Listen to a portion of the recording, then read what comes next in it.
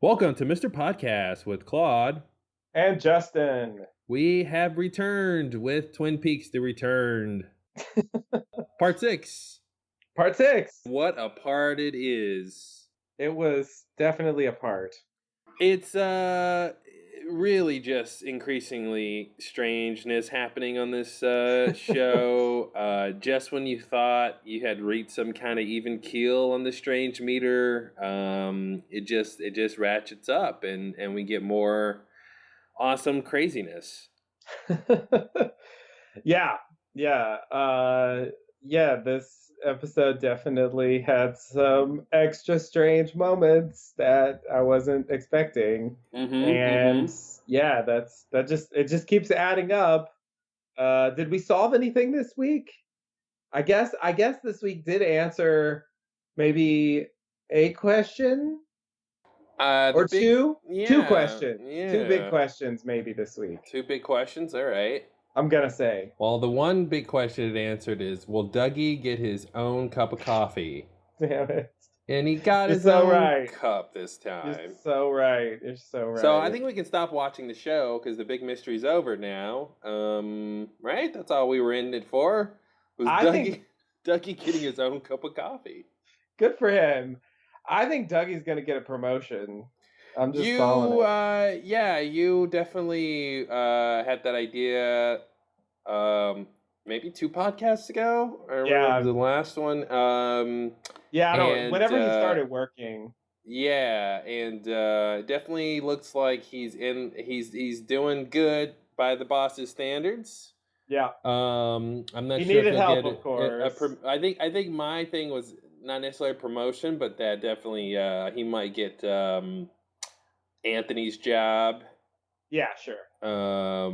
Anthony, sure. But you're definitely on the right track in general, though. That he's seemingly good at work. My prediction came true that that the Black Lodge powers would help him figure out something with the case files. Oh yeah, that's kind of another question that was sort of answered. Because I was thinking in the last part that it had been a while since the Black Lodge had contacted Dougie, Mike specifically, and I was wondering, like, why are they just leaving him, like, hanging, and then he shows up again and, helps him, I guess, like, figure out what's wrong with these case files. And I feel like that answers that's the origin of the light that shined on Anthony's face when he said, "You're lying." So it's interesting you interpreted it that way. I also interpreted it that way to a degree, that these sort of special powers that are happening around Cooper is particularly from Mike in the Black Lodge. So are you also including in that the little Black Lodge symbol in the casino that was showing him which ones? Oh yeah. Okay. So we've seen like 3 special things. That's kind of what I thought. I also thought that the lying thing is interesting. That one seems like a different case, but because that goes back to a sort of intuitive power Cooper had before. So it seems like it's a callback to like that, and maybe that's like the real Cooper, But in general, this whole business of like, Mike helping Cooper Dougie, get through his like day-to-day life is really interesting. Like, why it's weird to me. I still don't know why. I mean, like Mike's whole thing in this episode was wake up, don't die. And then after that, Koopy, sorry. Koopy. He basically just does some homework, which is neither waking up or not dying. So it was weird to me because I did take it like, oh, he did some magic on him, and he gave him some Black Lodge magic that sort of manifested as this like these light images of light and whatever sparks or whatever. on the paper. But yeah, I wonder exactly how we're supposed to take that. If it's related to something else, or if it's literally like that's what Mike let him do, or that's what Mike gave him as a power, and does that wear off, does he get a batch of power, you know what I mean? Like, does he, because this is the first time we had this kind of like setup and payoff of this kind of idea here. Because I don't remember from the casino thing, we didn't get this scene of Mike like waving his hand at him, and making it sort of explicit. So that's why I'm a little hesitant to connect the two, even though it seems like they are connected. But I'm wondering if they're not explicitly connected, like, something else is. I mean, not that it's not related to the Black Lodge, but that the thing Mike did was something else than just give him this like case file power. Yeah. I guess that's totally possible. But yeah, I guess I would still say that, yeah, somehow. Well, I mean, the things in the casino like clearly showed the Black Lodge, I think. So in that case, the connection was pretty solid. In the case of this stuff, it's less clear by what they're showing, but I would still say it's definitely connected. In terms of what Mike's trying to do, I don't know. It's yeah, I could buy that. Maybe there's some extra thing. It does seem like when he sees the dots on the paper, like he kind of uses them, but he does add some stuff. He draws some lines, and he draws some ladders and stairs. I And so didn't. Yeah, I didn't take that as to him adding anything. I thought we just didn't see the dots do that. Oh, That's I how okay. I took it. I assumed he invented that, and that maybe that was along the lines of like seeing the light and saying you're lying. That it's that the lights are stimulating him in some way, and maybe that is an attempt, in addition to helping him to wake him up. Like it's jogging certain parts of his brain, and like don't die, the Cooper inside Dougie. Um, maybe that's the idea. Yeah, interesting. Yeah, I didn't. I'm very curious what the symbols meant, the ladder and the stairs. Um, and he seemed to have created some kind of encoded message about what to do, or how these sort of the details of what's wrong, is connected, that his boss was able to figure out. I love that his boss goes through every single file. I love every single file. He's like, no, oh, you screwed this one up, and this one too. Okay, and then this one, and yep, same thing. And Oh I'm my like, God. literally, he's like, okay, well, at this point, like he's gonna get to the last one where it's gonna have to make sense because he's gone through Yeah. 5 already. Like, he's not just like, oh, 1 or 2 or 3 of these are wrong, then I'm gonna assume the rest are wrong. He just goes through each one. Yeah. But yeah, when we get back to the scene with him Dougie doing the case files, I want to look at that and see if the idea if because I would love that if that's true, that like this kind of symmetry of Dougie seeing light and then the light kind of waking him up. Yeah. So that's interesting to think about. Yeah. I mean, maybe it's partially wishful thinking. Just because, fucking Dougie. I mean, we talked about it last time, how long before Cooper wakes up? How long are they going to drag out this Dougie plot? Mm-hmm. We talked about like the halfway mark versus the, third of the way mark or whatever, which this episode is a third of the way. Somewhere in between there. Um, and yeah, there's no clear end in sight. Is it gonna just come at a moment? Is it gonna be super gradual? Like, I don't really know. Mm-hmm. There hasn't been anything really earth shattering so far. It's been just these tiny moments. Um, so Yeah, and it's and how does Dougie being good at his job, or maybe sort of specifically seeing that Anthony is lying and possibly defrauding the company, how is that on the road to Cooper coming back? Like, why is that a thing Right. that Mike is invested in? You know, and that and yeah, it seems like there's definitely the Black Lodge is helping. You know, but I was even thinking the casino thing might have been help from the Giant. You know, so yeah, it's very it's strange how this kind of thing they are getting close to kind of telling us, I think, what's behind it, but they're still kind of dancing around it. Yeah. And yeah, Mike's. I mean, I love Mike. The image of Mike when he's just walking in the red room and he's just like searching through the air. It's such a cool image, you know. Yeah. And he's just gonna walk until he finds him. But and then the whole idea of waking up, you know, so that definitely it's basically what we all thought. But you know, it's nice to get proof that the idea that there's this dormant Cooper in this body, you know, in Dougie's body or whatever, or whatever, however you want to describe that part of it. But but then conjoining that with "Don't Die." You know, the idea that if he doesn't wake up, that's his death somehow. Right. And but what does that mean? You know, does he regress into Dougie, or do you just get this stupefied Cooper forever? You know, or is it literal death?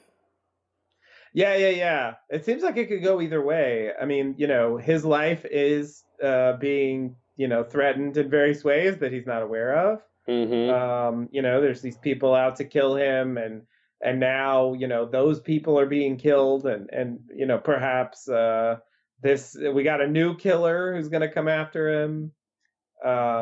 So it does seem like, there's a real threat that he could actually die in the literal sense, but yeah, it could also be that somehow the Cooper inside, like, has a limited time to come back, or is slowly fading away or something, if he doesn't, like, wake up and take over, come into full consciousness or whatever. It could be true, but at the very least he's certainly at risk for the normal death, the true death, if you will. I won't. Yeah, that's interesting. So then that's a different kind of foreshadowing or portent of death. Like if Mike is saying, "Hey, there's guys out there trying to kill Dougie, and if you don't wake up, they're just gonna kill you because you won't be ready for them." And it could just be that, I think. Yeah. But uh, I thought the guys after Dougie were maybe just after him for the money, and seems like those are different people. So, Mm-hmm. so yeah, it's things on Twin Peaks are not necessarily the simplest explanation every time.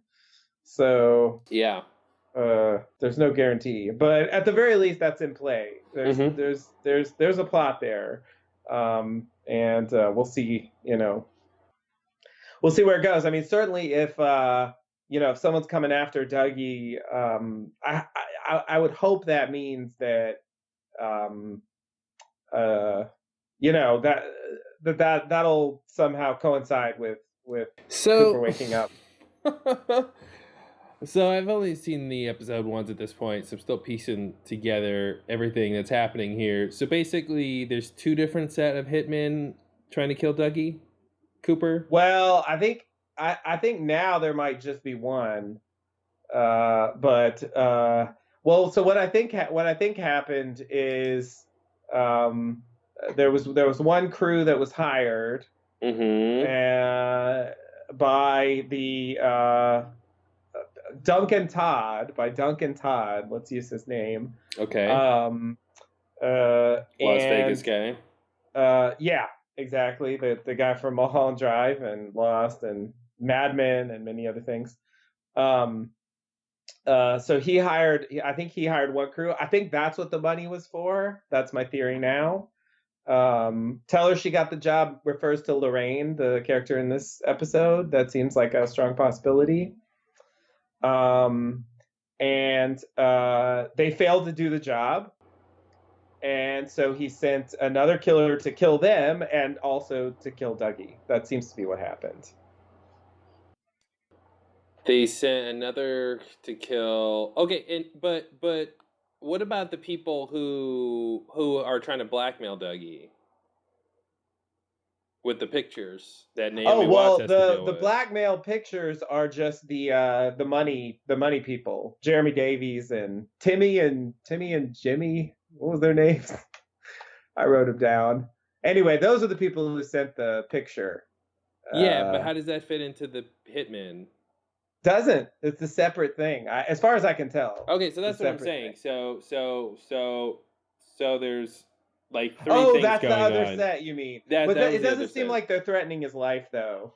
It seems like they're a milder set. Well, yeah, I mean, I guess the threat was unclear before Naomi Watts put them in their place. Yeah. But okay, but they're not explicitly the hitman guys. Okay, so exactly. There's like three things that was going on there. At least three. Yeah. So there's so Dougie is having an affair, and he's being blackmailed. Now I don't know why he's in a position for anyone to care. Like, is he a politician? You know, like what you know, it's not clear to me what's at stake besides his marriage or whatever. But she doesn't like divorce him on the spot when she finds out. No. So I'm not sure how big of a thing that was. But yeah, right. And so I'm a little confused on why he's in a position to be blackmailed for, you know, being with Jade. Yeah. And then the other hitmen are you're thinking from Mr. C?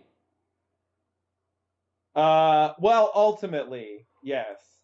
But I think he's like a couple levels removed. So I guess what I'm assuming is that Duncan Todd works for Mr. C, works for Evil Cooper, and you know, Duncan Todd is really the one employing these other people.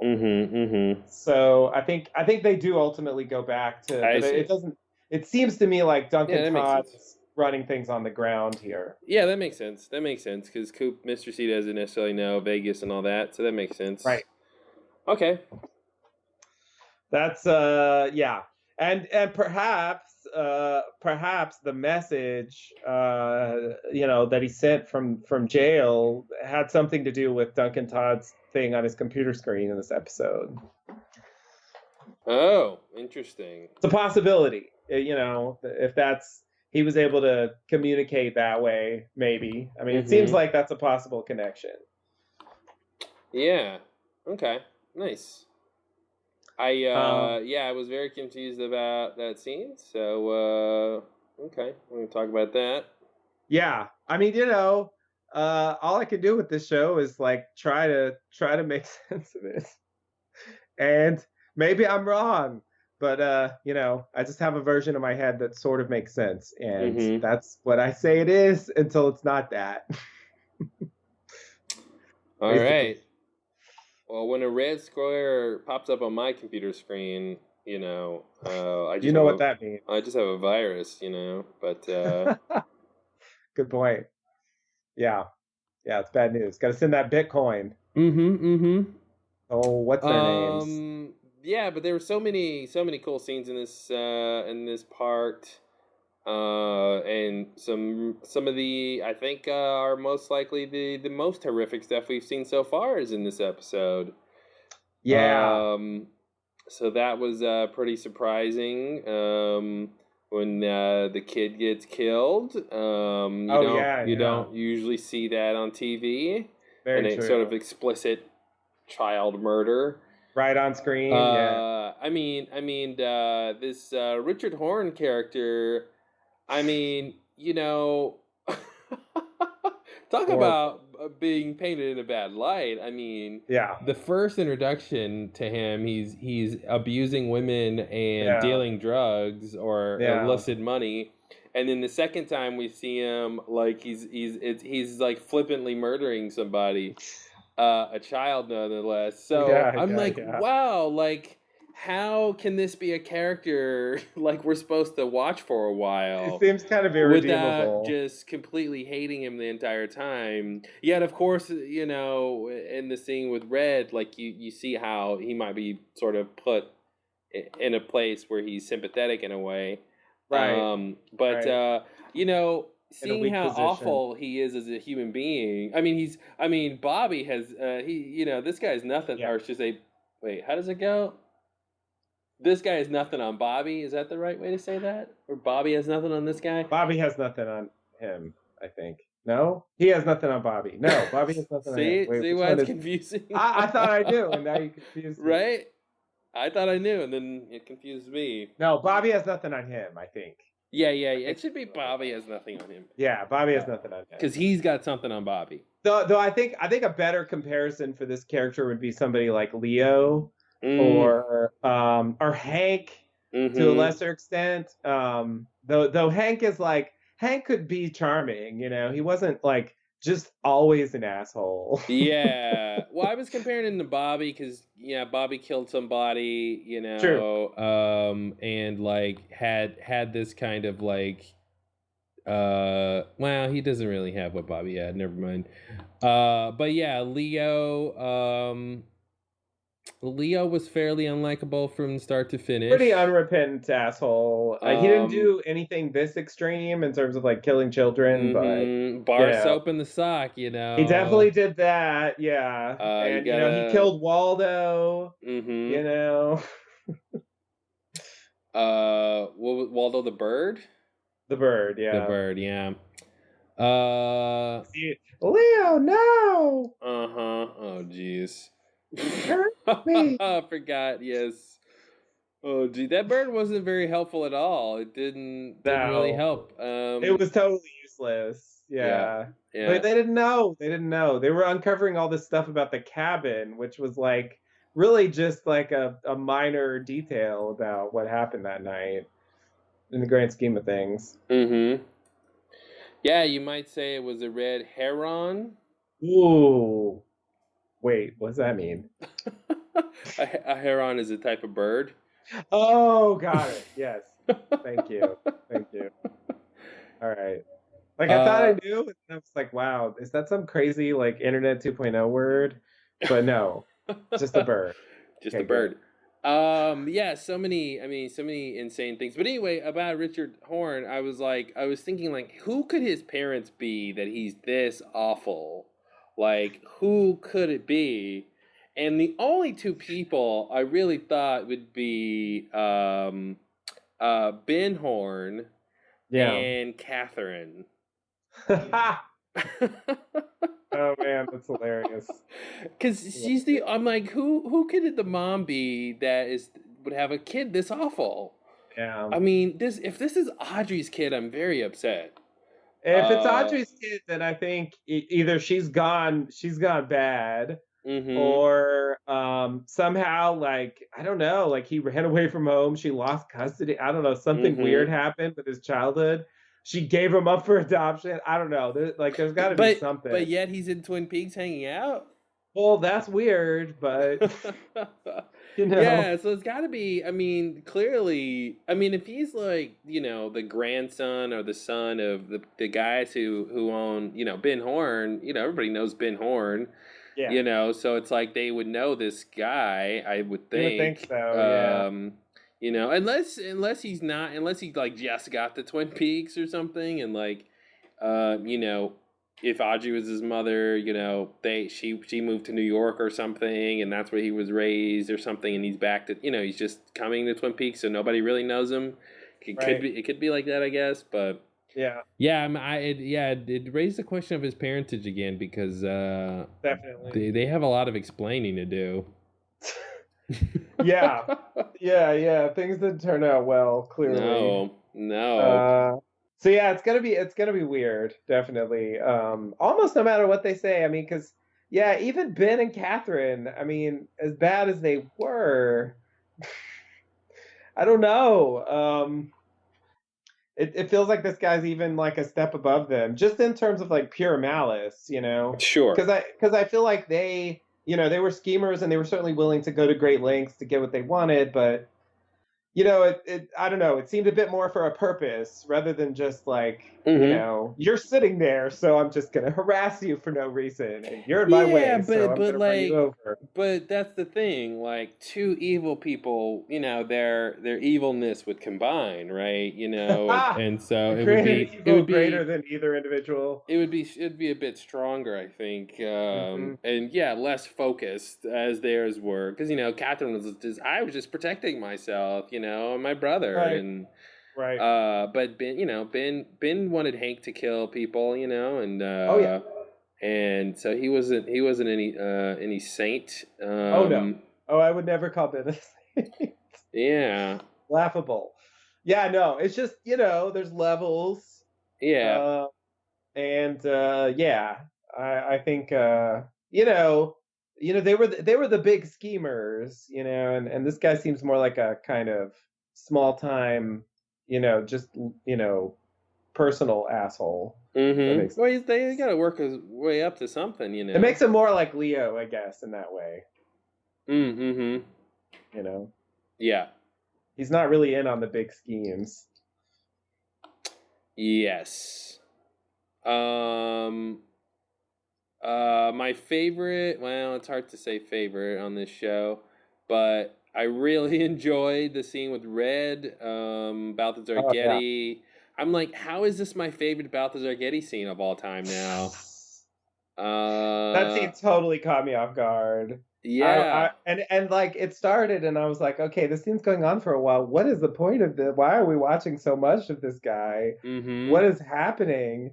And it got so crazy with the coin. Yeah. I was like, oh my God, It was who is already this guy? crazy. Like he had already like made his point that he was He was super kind of weird. eccentric, bad Yeah. guy, doing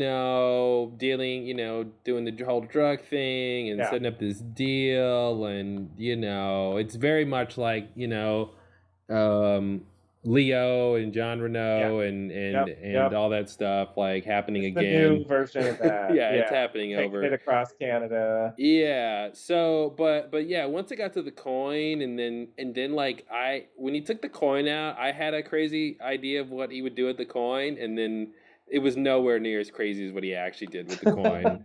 Literally, what he did, he went like 3 steps beyond any crazy thing I What had. did you think he was gonna do? When he took the coin Serious. out and it was in his hand, I thought the coin was just gonna like disappear into his hand, like he was gonna just like suck it into his hand somehow, and it would just Mhm. be odd and threatening and weird, and you would know what that really meant that he could do with his, in terms of like hurting Richard.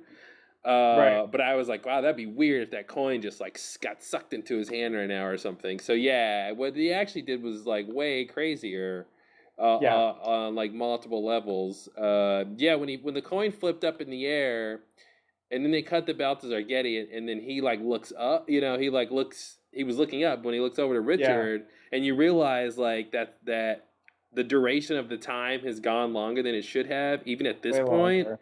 You're like, Yeah. oh, he shouldn't have time to look at him. That's weird. You don't Yeah. ever get that cut, unless the coins come back down. And I was like, oh god, the coin's just gonna stay up there. That's gonna be Yeah. insane. And then it went crazier than that. Yeah.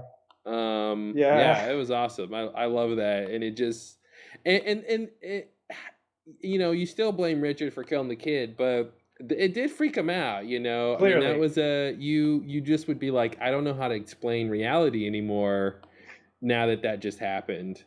Right. You know. Right. Yeah. Yeah. I mean, it sort of reminded me of the creamed corn scene from the original series. Like Mm. a really fancier version of that, but just Are you saying when like the grandson yeah, transports the cream corn? transported the creamed corn. Yeah, exactly. Mm-hmm. Where it's just like, what? How did what? Because if it's just a coin trick, people do that. That's a thing. Mm-hmm. But what he did, it's like a normal So, person should be able to do that. are you saying that Balthazar Getty is playing the grandson grown up? Oh man, that would be so weird. Holy shit, that never occurred to me. Oh my god. Oh my god. If he starts talking about his grandmother, Right? Holy Well, we shit. went back to the fat trout, man, and I was like, if there's Yep. some Chalfonts at this trailer, I am going to do a backflip. Yeah, exactly. Yeah, so I mean, maybe that's a connection, but it's just like, what is going on with this guy? I mean, when he did his little finger gun at Shelly, like, I thought he was a normal guy. Yeah. Mm-hmm. Like maybe he's whatever, a hipster or something. I mean, I really didn't think he was. First of all, I didn't think he was going to be like a mega drug dealer. Second, I mean, I didn't think he was going to be magical. Like, Mm-hmm. so yeah, that scene was totally off the wall and unexpected, and yeah, it was a great scene for Balthazar Getty. Absolutely. I don't think, Pete in Lost Highway is Red here. He's the bewildered character who's like, going through the stuff and watching the strangeness around him and not really knowing what Oh, to you do. mean Pete is Richard? Yeah, what did I say? You said Red. Oh yeah. Red and Richard. Pete is Richard, thank you. Yeah, Pete is Richard. He's the one like with the strange stuff done to him. Yeah. And like not understanding what's going on. Mm-hmm. And yeah, it's It interesting to see did. him on the other side of that. Yeah, it is a little bit of akin to the Mystery Man scene, the dinner party scene. Yeah, Like this guy doing a weird magic trick in front of yeah, you, yeah, and really like freaking you out. yeah, yeah. You're right, and in a kind of threatening way. Yes, exactly. It's a threat and a promise. Yeah, yeah, you're Yeah, right. yeah, yeah. I It's didn't make that interesting. connection, but it is actually a pretty similar scene to that one. He likes scenes like that, I guess. Yeah. Oh man, there's so many great scenes. But yeah, you want to get into the episode? Anything else to say generally before we dive in? That's all that comes to mind for now. I'm sure stuff will come up as we go through these scenes. Nah. Or not. I'll just read this really fast and then we can call it a Give us the day. option to have no other ideas for the rest of the podcast. All right. Options open. All right. So yeah, we're just gonna go scene by scene this time. So that means we're gonna skip around and stuff, just the order it appears in the episode. We're not gonna Mm-hmm. skip around locations or whatever we've done before. This is, if anyone ever listened to Lost Lowdown, this is more like classic Lost Lowdown style, I guess. So we start off with, and forgive me, in advance. I haven't really done this kind of summary in a while, and figuring out like what details to put in and what not to put in was kind of a challenge. And so if I say too little or too much, just whatever, All deal right. with it, I guess. Add stuff as you think necessary, because some of these scene descriptions are pretty short. So we start off with Dougie back at the office park in front of the statue that he was fixated on, and Officer Ronaldo comes up and questions him about what he's doing there, where he lives, if he's drunk, all that stuff, and eventually decides to escort him home. That's the first bit here. And then we cut to Officer Ronaldo and another officer dropping off Dougie at home. Luckily, it has that red door. That's what they call a riding trick there. Um, and he gets dropped off there, and there's an unmarked envelope on the doorstep left for them, presumably. So feel free to stop me, but Sure. otherwise, Yeah. So yeah, let's talk about some of this stuff here. sure.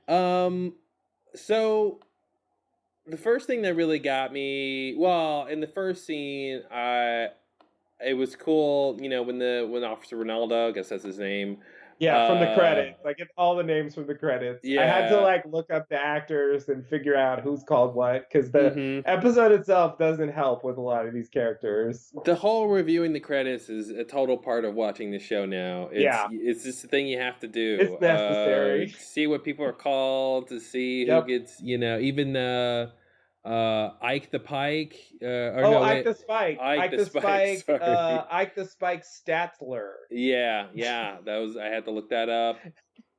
But the answer to the question of how is Dougie gonna get home, that was interesting. I'm like, oh, okay, the cop who was there, who was like, don't loiter, Yep. would see him and just take him home, which is the second time someone has taken Dougie home. Yep. And yeah, Red Door comes in handy again. So when he mentions that to Janie E that Dougie is acting weird, Yeah. and she goes, "Oh, that's on a good day." That's when I finally got to the level of frustration you were at the last podcast. Because I was like, oh, okay, like this is, I mean, it was already beyond the pale before, but it was sort of suspension of disbelief, with the story Right. they're telling. But like, once someone in the story who's a not, sort of an authority figure, is like, hey, something's wrong with this guy, and she completely just like blows it off. I was like, what are you doing? What? How is Dougie normally? How, like if she's willing to put up with this, how is this guy normally? It really calls into question, like, maybe it was obvious he was manufactured his entire life because he was like weird or something. Right. Like I really want to know like how his cognitive functions were, because she's seeming to suggest that he's always sort of aloof. Yeah. And which is really, really strange. And it's like, what did you see in Dougie exactly? if this was gonna be somewhat some semblance of what life is like with him, where you just constantly have to be on him about everything. But anyway, so that was one of the big things that stood out to me, was she still just, but then that's right. The next scene, she does say, "I'll take you to the doctor." So that was like one level back of like, oh, okay, we're getting back to a normal world here. Yeah. But she of doesn't course that gets interrupted. She doesn't prioritize it. No. Like regardless of whatever happens, I'm gonna take you. It's just kind of like, oh well, can't do that now. Yeah, you'll be fine another day, I'm sure. Mm-hmm. Someone will take you home this time. It makes me wonder if given some kind of medical exam, would it be clear that something's up with Dougie? Maybe his blood work is different now. He's got a different blood type than Cooper or something. Or like, similar to how Agent Preston is looking at those fingerprints and noticing something, maybe some medical test would show something's up with him. Yeah, maybe. But like, the thing I can't get past is like, this guy can't say anything. I mean, he can't speak an original thought. All he can do is, with very rare exceptions, is just repeat what other people say. And why isn't anyone noticing that? That's the thing. Yeah, that's the thing I wanted her to notice at the dinner table, was like, don't you just notice that he's just repeating you? But that's the thing. If you ask him his name, he can tell you his name. So he's making, it's not necessarily original thought anymore, but it's like these connections that he's making, right? He's kind of learning, like a baby, like the case files, like exactly. This whole baby like thing he's going through, which is that what you do with babies? You just tell babies to wake up and don't die, like, right? Come on, baby, wake up, be an adult already. But that's what's weird, is it, I wonder if those two things are the same, having Cooper's memories and his cognitive functions, are those the same? If Cooper had if this Dougie Cooper had cognitive functions, like, does that mean he'd have his memories back?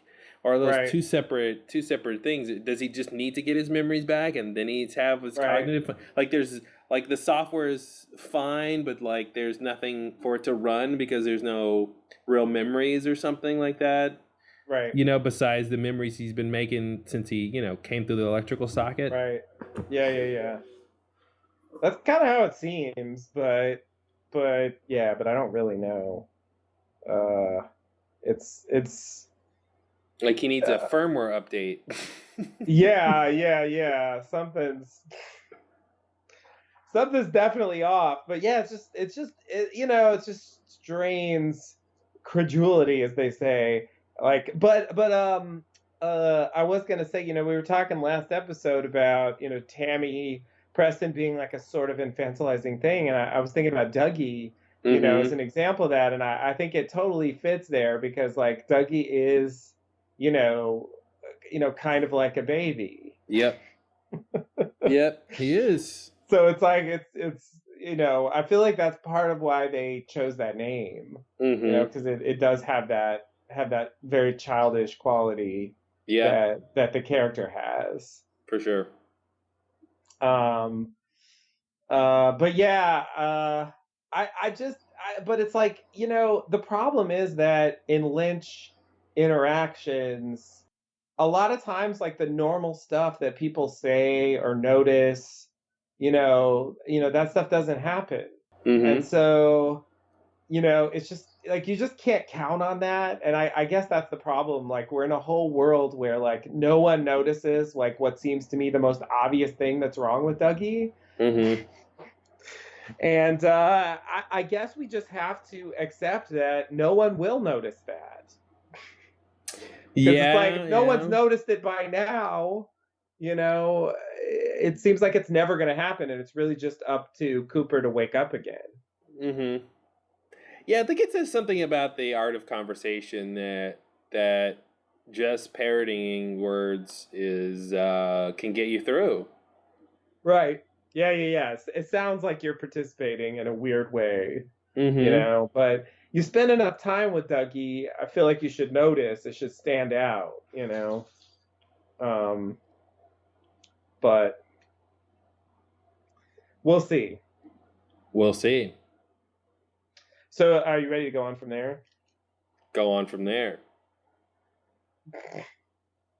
Oh no, not that. Not that.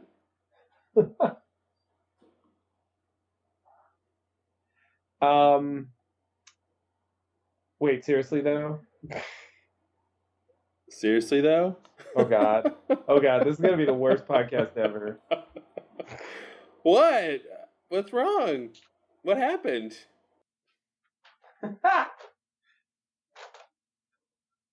I was conversing like normal. That's not normal. I don't care what everyone in Las Vegas says. Yeah, let's go on to the next scene. Okay. So in the next scene, we go inside. Janie E. I'm still not over Janie E. Just for the record, that's not a name that people have. I just want to note that. Anyway, Janie E. makes Dougie a sandwich, and they sit there and eat together. Janie E. says she'll take Dougie to a doctor the next day. She questions him about the case files and the envelope that was left on the doorstep. And then she tells him to go upstairs and say goodnight to Sonny Jim. So at that point, he gets up and eventually goes upstairs, goes into Sonny Jim's room. They have a brief interaction. There's chips offered. They mess around with the clapper a bit. Yeah, because it's 1985. That's like a cool new thing. Yeah, 2003 is not old enough for the clapper to be so exciting. But downstairs, or do you want to stop here? Sure. Okay.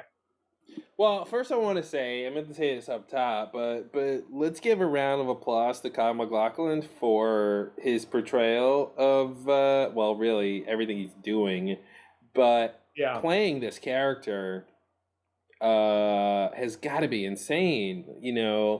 being in this childlike wonder with everything, and sort of being a Right. step slower and behind everybody, and like that's just a completely different pace.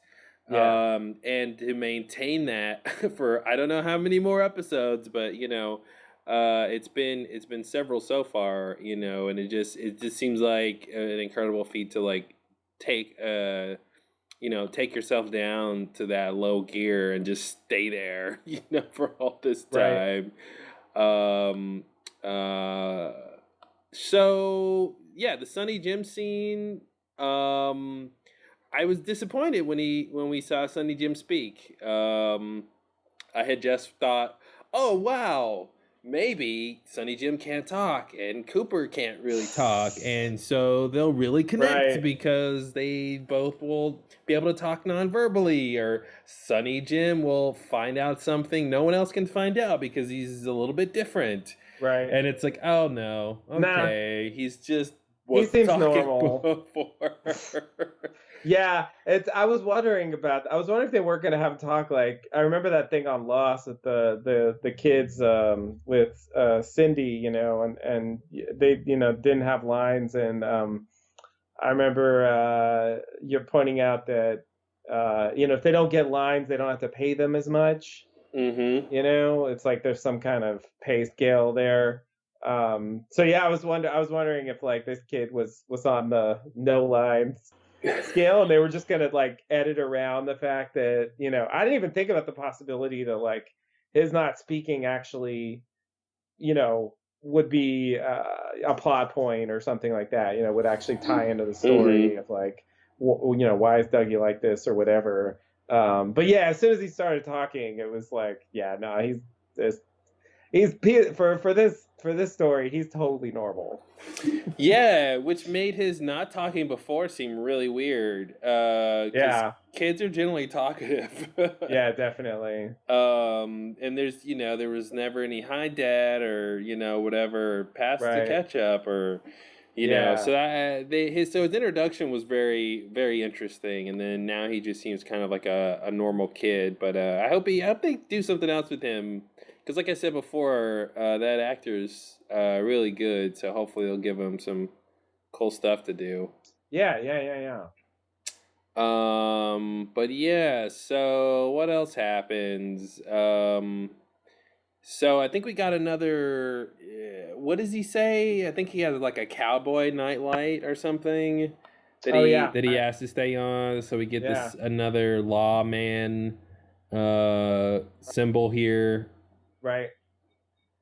which is interesting. So hopefully helping to wake Cooper up.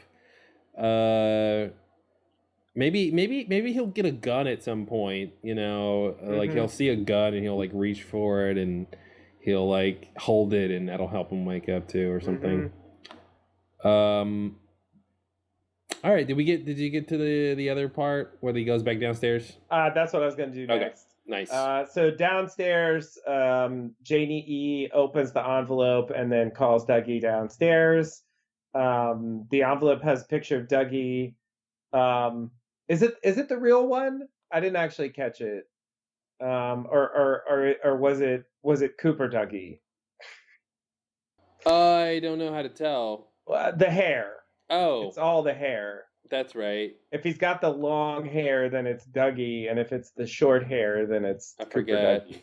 I forgot they look different. It's been a while. Oh yeah, yeah, yeah. Let's see. Yeah, it's the original Dougie. It's original Dougie. That's what I thought, but OGD. I didn't catch it when I was doing this. Okay, so anyway, it's Dougie and Jade. Which is Um, which proves that that wasn't the first time they met. I don't think. I think that proves that. was it not at the same place? Well, I don't know. I thought it was, though. I I I guess I I think it's meant. possible that that's not the first time they met, but Yeah, I guess I was thinking that would have had to have been before that day that Cooper becomes Dougie.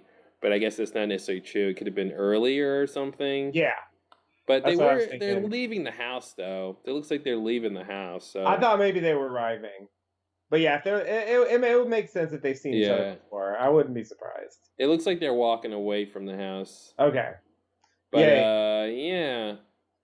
Janie E assumes that it comes from the, I guess, like pseudo gangsters they owe money to. Those people actually call. They confirm that it was their envelope. I only know this from the closed captions, just for the record. I could not understand the voice on the phone, but when you read the closed caption, they say, "Did you get our envelope?" So that's how I know. And then she arranges to meet them at the park the next day.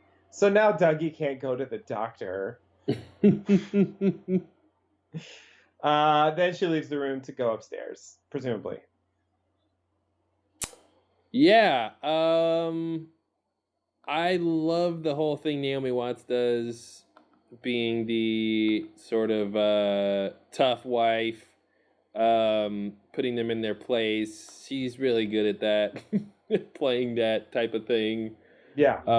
Or she's really mad at Dougie, but she's taking it out on them, right. And she's mad at them because it's a horrible situation and everything.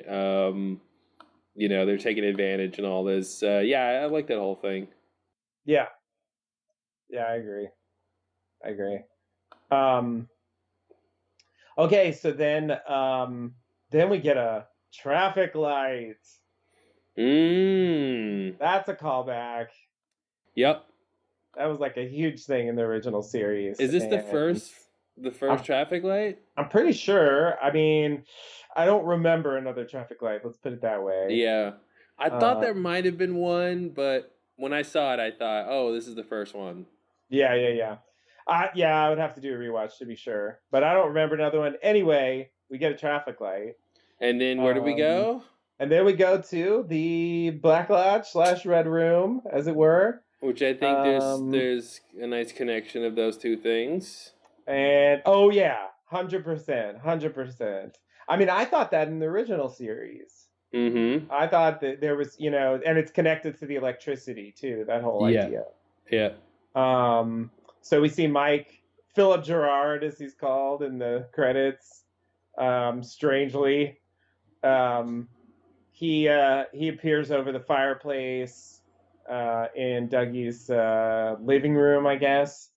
And Dougie sees him and he says he's waving at him, doing that whatever that thing is he does. I believe that's his mojo. There you go. He's doing his mojo, and he says you have to wake up and don't die. And then dots start appearing on the pages in the case files, and Dougie uses those dots to make some markings on the papers.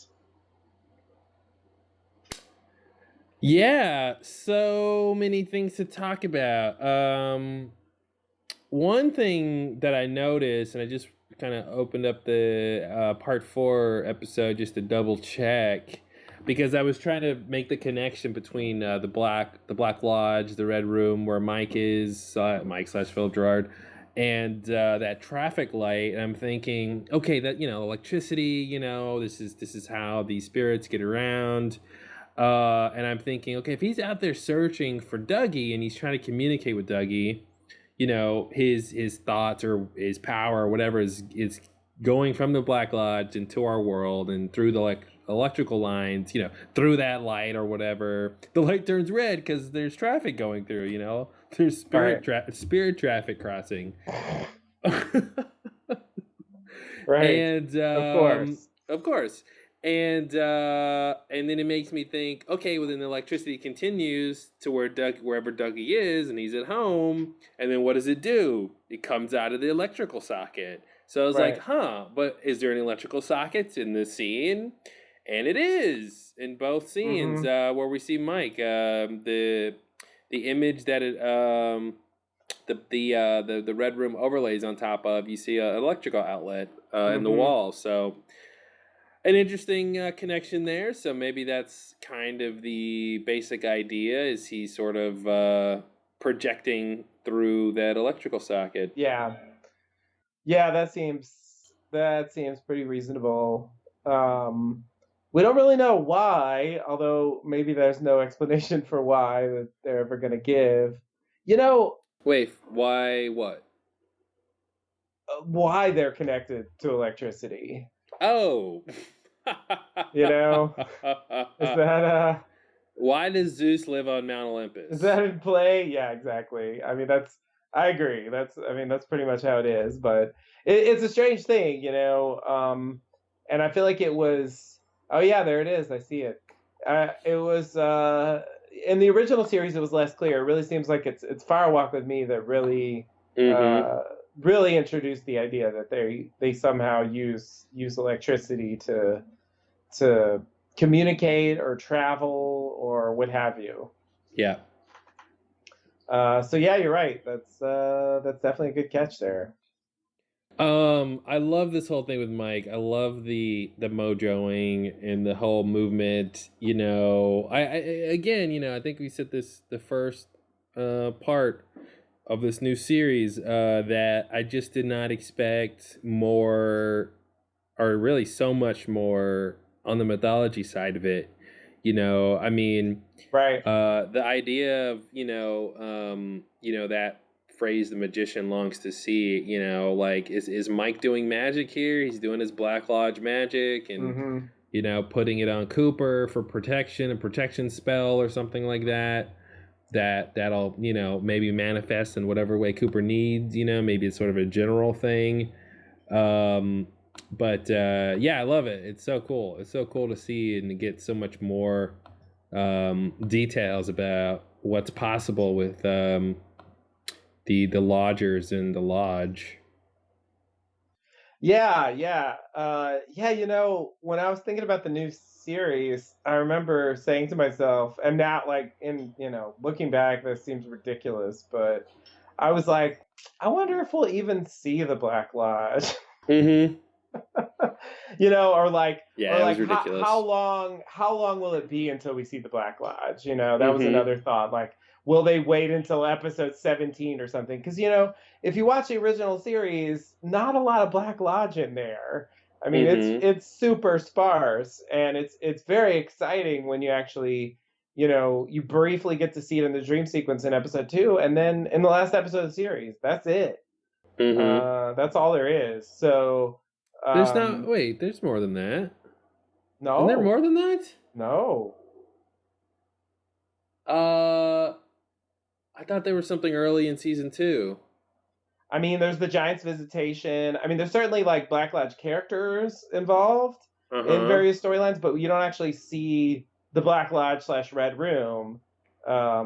Okay. again until the final episode of the series.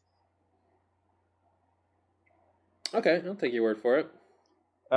Yeah, there's they appear when Josie dies. There's allusions to it, I guess, um, but yeah, I think that's it. Um, as far as the series goes. Mm-hmm. So it's a huge thing, and then that's why like Firewalk with Me is such a huge part of the mythology, because there's just not that much about it in the series, and Firewalk with Me spends a significant amount of time developing the mythology of the Black Lodge and the characters in the Black Lodge. Yeah. Um, and I was blown away when the new series like started off. Scene one is the fucking giant, Yep. and right away in part two, um, well, I mean, yeah, right away, like we're back in the Black Lodge. Mm-hmm. Like within that first whole like um thing that they aired the first night, and we get a long sequence in there where they talk about they redo the scene from the dream. They have the evolution of the arm thing, and the doppelganger. Like it's like it adds so much stuff, and then it only continues from there. We get this like third Cooper, the manufactured thing, and then they start helping him win gambling, and it's just the the every episode almost. I mean, I think last episode was notable that maybe it didn't have any Black Lodge scenes, um, but the last episode had Bob, Mm-hmm. and Evil Cooper doing his crazy shit, which surely is connected to the Black Lodge in some way. Yeah. And so, yeah, it seems like not like an episode hasn't gone by yet where we haven't gotten, I mean, from part three, sorry, parts, from part three, we got that crazy, the purple room sequence, that box thing, the whole floating through space. I mean, um, uh, I guess like I'm totally shocked at how much stuff there's been on that front because I really thought there would be a lot more episodes with just like normal non-supernatural Twin Peaks stuff happening. Mm-hmm. Because I mean, even if you expand your horizons a little bit and you think in terms of supernatural stuff in the original series, it's also, I mean, it's more often than the Black Lodge, but it's also kind of sparse. There are plenty of episodes of the original series with absolutely nothing supernatural happening. For sure, yeah. Just the characters doing things, schemes, interacting, and so on, and that's it.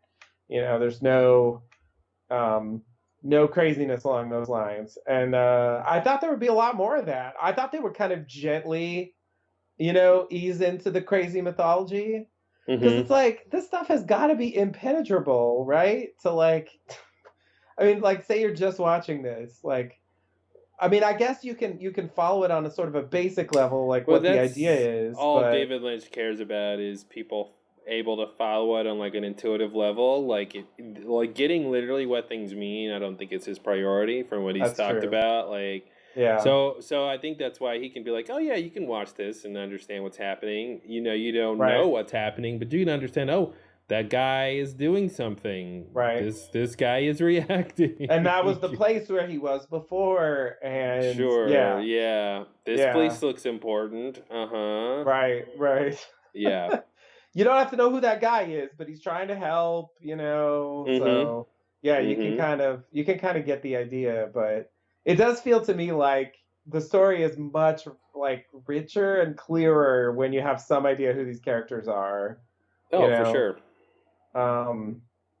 Like, okay, I kind of get what's going on, I mean, Mike is mostly redeeming himself in this new series. After dropping down a few notches for me with his Fire Walk with Me antics. What do you mean? Well, I guess my problem with him in Fire Walk with Me is that first of all, it's revealed that he knew that Leland was Bob. So that's a little problematic because in the series he claims to be trying to catch Bob, but he really doesn't help the the police or Cooper catch Bob. Like, he pretends to try to, but if he actually knew that, I mean, maybe he forgot. I don't know what we're supposed to think. He took his haloperidol and forgot. But he didn't remember again when he stopped taking it. I mean, it's just weird. Like, yeah, he totally turns into Mike with the again. Sequel prequel. Yeah. I mean, it's basically a retcon, but what it means for me in retrospect is like he wasn't really helping them catch Bob. And then when you see Fire Walk with Me, you see that not only did he know, he didn't really do anything to stop Bob, and though he provided the ring, which I suppose helped Laura, it does seem like the ring was also connected with the murder, and he took the Garmonbozia in the end. So it's sort of made him like complicit in all of that stuff in like a way heavier way, where it seems like in the original series he was like, basically a good guy, like trying to stop Bob. He saw the error of his ways and so on. And in Fire Walk with Me, it was more like. Then that means he was more neutral. Then after Fire Walk with Me, in some indiscernible amount of time, between that and the first episode of the series, he changed his mind. Yeah, that's when he saw the face of God. I don't know. It seems like he's being helpful so far, at least. I do wonder who that voice was talking to Evil Cooper, who said they would be with Bob again, and I do wonder, what his real motivations are. That's gotta be Mike, especially he was using that weird machine You know, when they can manipulate electricity. Absolutely. Yeah. I wonder why Mike cares though. Like, why? What's his interest in Cooper? Why does he care? Is this mainly to stop Bob slash Mr. C? Or Could does he be. intrinsically care about Cooper for some reason? Does he feel Could be. responsible for some reason? Could Like, be. um, Sorry, I'm not okay. being helpful. Thanks, Dougie. So yeah, I don't know. That's really called out to me. Stood out to me is when Mike was doing his little mojo here. I was like, okay, something's up. You're really kind of going out of your way to like help Cooper. And yeah, I mean, it'd be interesting if he does feel like he should have done more to stop Bob, or maybe he thought like once he was, I'm presupposing what he might say in this situation, like, maybe thought after Leland, kills Laura and all that stuff, that was sort of over with or something like that, or and so maybe this whole new thing of like getting Cooper trapped and having the doppelganger escape and all that, maybe that's a bird of a different feather for Mike, and so he's doubling down on trying to stop him because of that event particularly. Right. He's breaking the rules or something. So yeah, it's interesting. Yeah, I wouldn't. I mean, I definitely didn't expect this much Black Lodge stuff. But also so much, particularly just like Mike stuff. Yeah, definitely. Yeah, I mean, it seems like the giant clearly has like his own thing. um the arm has evolved into this brain tree thing, and Laura was just Laura. So as far as the sort of original Black Lodge characters, um he's like the main one now, who is even like still around and could be used for stuff like that. So I feel like that's part of why we're seeing him so much. um like I could totally see the original arm, Michael J. Anderson doing those scenes. Yeah, That would be I possible. guess he seemed. The difference between Mike and the arm though is the arm seems aligned with Bob more. Yeah, So I that's agree. the only difference I would put there is I could definitely see him doing that, but it seems like Mike is more on the right side. Yeah, and the arm was supposed to be the evil part somehow, so Mm-hmm. that would make sense. That would make sense. But they did ask for the Garmonbozia together. Going back to the Firewalk with Me stuff. Mm-hmm. But like if they wanted to, but I guess on the other hand, like But it was the arm that ate it. true, true. Uh, but it did seem like he was helpful sometimes, or at least like vaguely helpful, in Yeah. terms of giving certain bits of information. Mm-hmm. So yeah, but I guess I agree. Mike is less ambiguous, or a bit more on the good side than on the neutral / evil side. Mm-hmm. Okay, so are you ready for the next scene? Or do you Not want to say yet. say more about So this? Oh, yeah, sure. Go so ahead. this scene where Dougie's working on the case files, the music in this scene was awesome. Oh It's yeah. from Johnny Jewel. It's called Windswept. Oh yeah. Right. They Right. used it as the credits music in the last part. Yeah. And yeah, I really really dug it. I thought it was very cool. I mean, just him marking with the pencil on paper to this music. I'm like, wow, this is a riveting scene. This is, and it's long too. And I'm just like, wow, we're Yeah. just It's pretty still long. here. And the only thing I hated was the sound of that pencil on the paper was Oh. like nails on a chalkboard to me. Like every time he would like make a long mark, it's just like a little grating on the ears. Yeah. But Yeah. yeah, I'm curious what exactly these symbols mean, and how what exactly he was doing here. Yeah, it's not clear. The thing that drove me crazy in the scene was the way he was holding the pencil, like Yeah, in that his didn't help. fist, like Like just a like kid. Yeah. yeah, exactly. It's just like, oh God, don't hold a pencil that way. Shouldn't your intuitive brain tell you not to do that? No, his intuitive brain's off. I guess so. I guess so. But yeah, presumably, I don't know. I mean, I guess I don't know for sure, but presumably we'll find out at least what Bushnell thinks the marks mean, and then maybe that will help us figure out, or maybe they'll tell us somehow what exactly he was doing there. Because I Mm-hmm. don't know, it didn't look to me like he was following the dots exactly. It seemed to me like he was using them as a jumping off point and like marking the areas, where they appeared, but then kind of embellishing. Yeah, I mean, we see him trace exactly what the dots do, and then we don't see the dots anymore, and he just continues doing stuff. Yeah, I just took that as he's just tracing the dots. Everything we saw him do was tracing the dots. right. Um, but I guess It we'll could maybe be. It see. could be. Like I said, it's kind of wishful thinking. I'm hoping he somehow, this is helping him come out of this sleep Mm-hmm. that he's in. Because it's very So, particular to draw stairs and a ladder on all these things.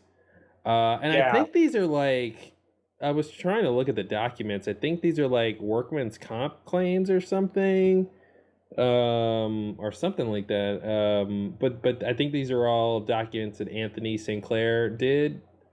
Like Yeah. his name is on them. Doug His and, name's and all over Dougie was there. like, scribbling next to. So, Yeah. uh, so I'm curious if like it's literally just like, uh, you know, the ladder means this and the stairs mean that.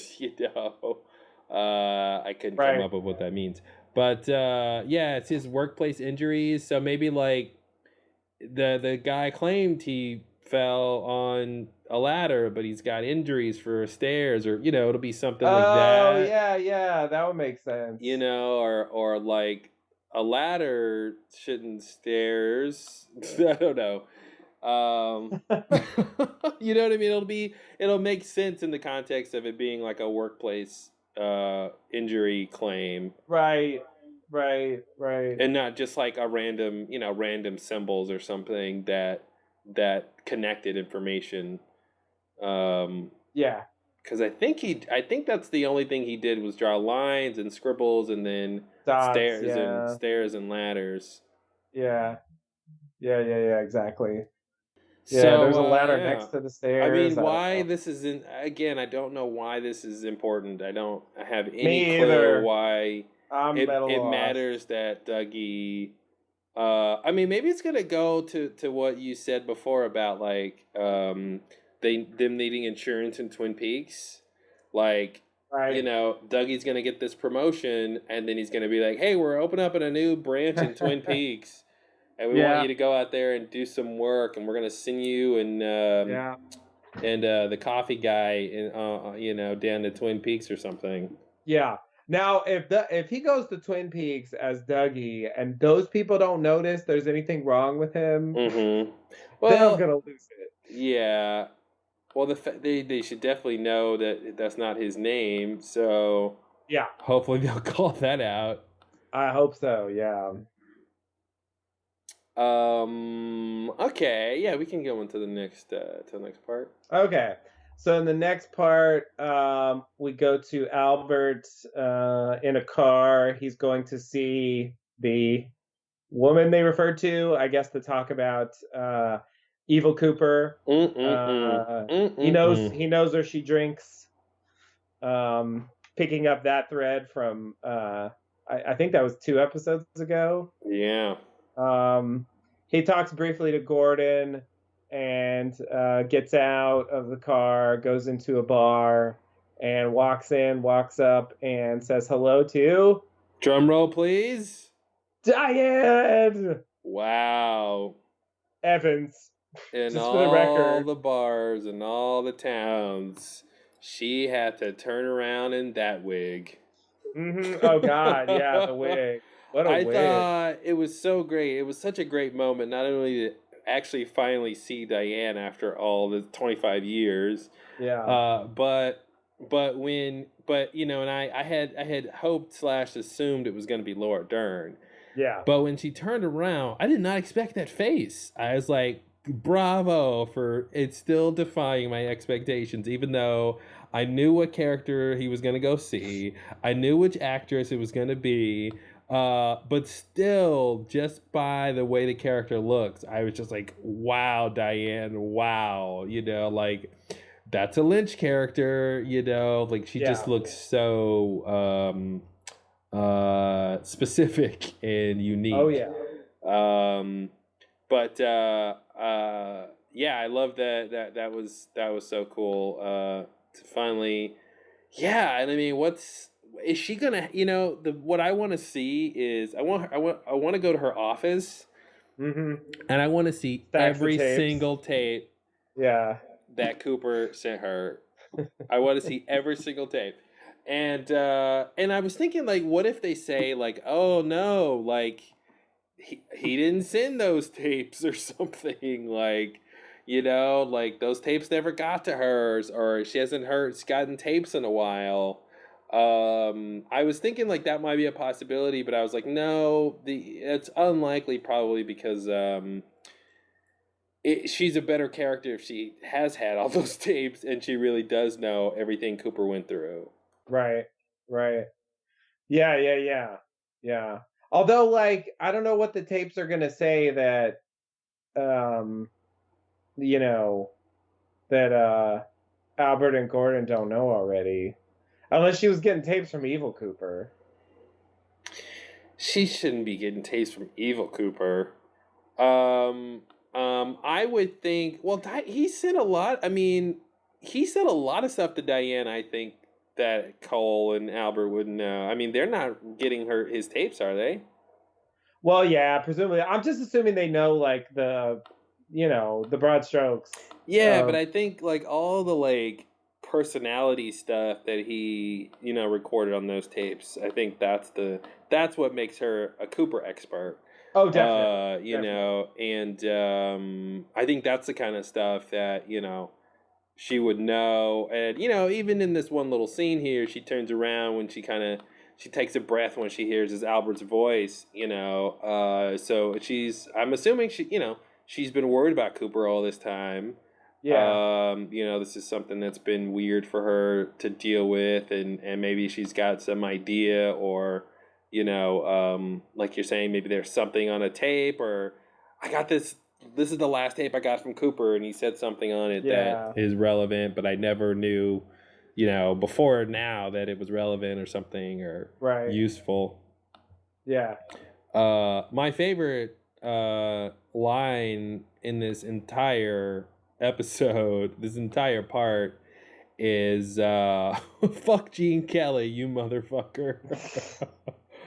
Oh man, just the best. Just out of nowhere, just you don't need that line, you know, but it just says so much and so little, and I love the idea of like blaming Gene Kelly, you know, for singing in the rain. I love like the just like being miserable in the rain and going, how dare you like make this seem, or either he's mad that he had a good time, or he pretended like he could have a good time, or like, you know, perpetuating the myth that the rain is anything good or something, but I just, that one line in this one moment, I'm like, Dad, look at all this information we get about Albert, you know. I loved it. It was yeah, what an awesome line. Yeah. Fuck Gene Kelly. Yeah, it's such an Albert thing, and yeah, there's a movie reference. Right there. But yeah, it's a good. This is all such a tease, you know, because I feel like in a normal episode of television that one watches, we would get another scene here. We would get a follow up. We would get a little more with Diane. Because I mean, this is fairly early in the episode, and this is it. This I is think all we get. in a regular show, if this was the only scene we got, it would be towards the end.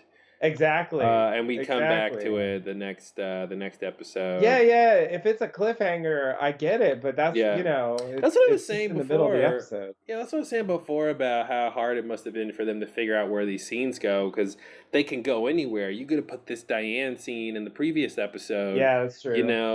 So it's almost arbitrary in a way, or I guess until they meet up. I mean, I guess like it has to come after the scene that they had before where they talk about it.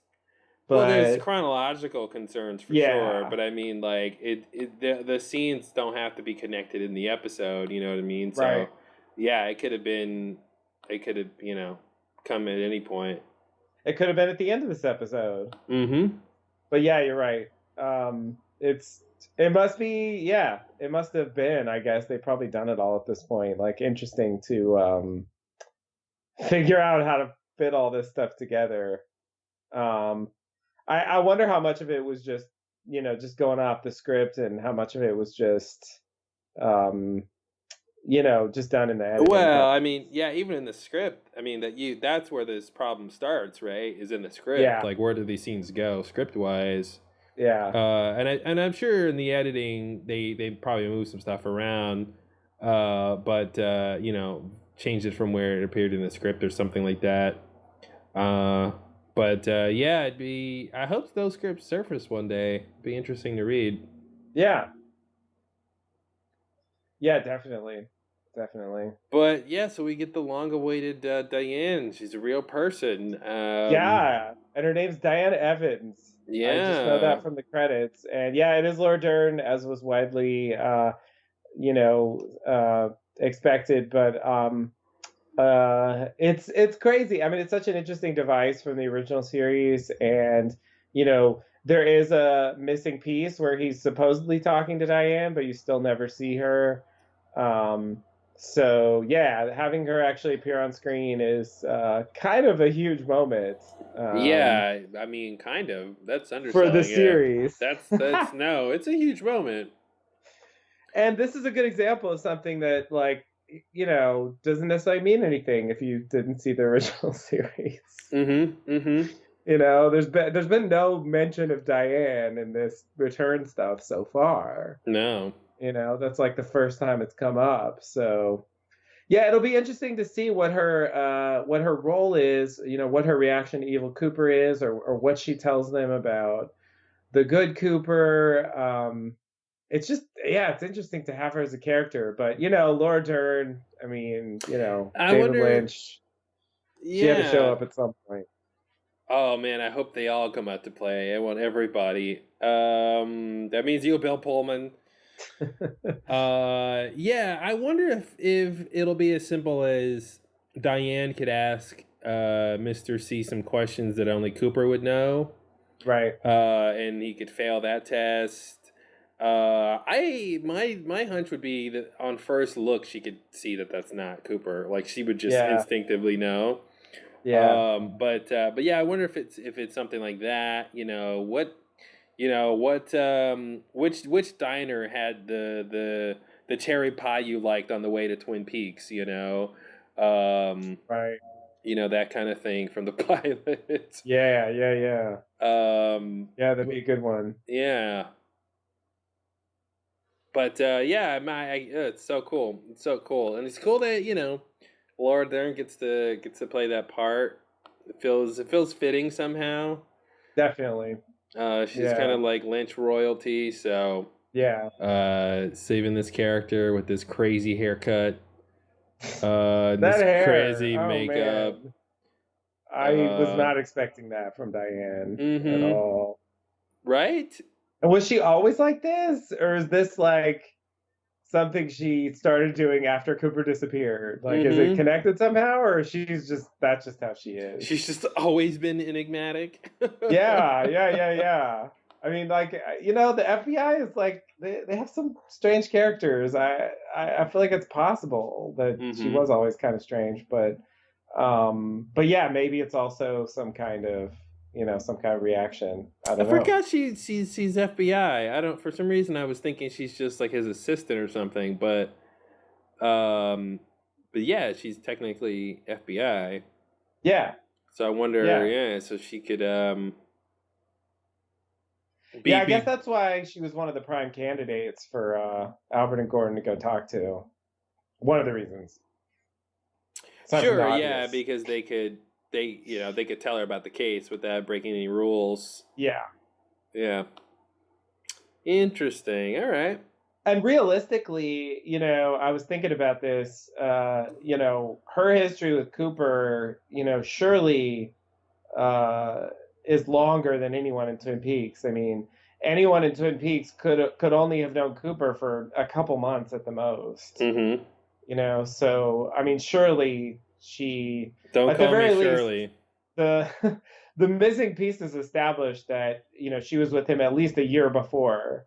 Yeah. So at the very least, it's that much. And so yeah, it seems like she's a better candidate realistically than anyone in Twin Peaks to know sort of what he's like. Yeah, I wonder if she started drinking after Cooper left. I wonder if they're Yeah, gonna I was wondering like about that too. tie that together or something, She's Yeah, always drinking here because, you know, this is where her and Cooper are gonna meet once he was done on assignment or something, right, or, right. some visual type thing or depression thing, or Yeah, she's drinking, smoking cigarettes. yeah, She's out of a noir. yeah, totally. Right? 100%. Yeah, yeah. Which is not what I expected from Diane. I'm still kind Mm-hmm. of thrown by that, but it's interesting and it's definitely a very Lynch thing to do. Yeah. Yeah. Putting wigs on, putting wigs on women. Love that. Put a wig on. She's perfect. All right. You want to go to the next part? Ready for the next bit? All right. So Yeah. the next scene, this is what we were talking about earlier. We go to Richard Horn having a meeting with Red and some associates standing in the background. He's testing the product, I guess. Red is apparently a drug dealer, and Richard is going to be working for him.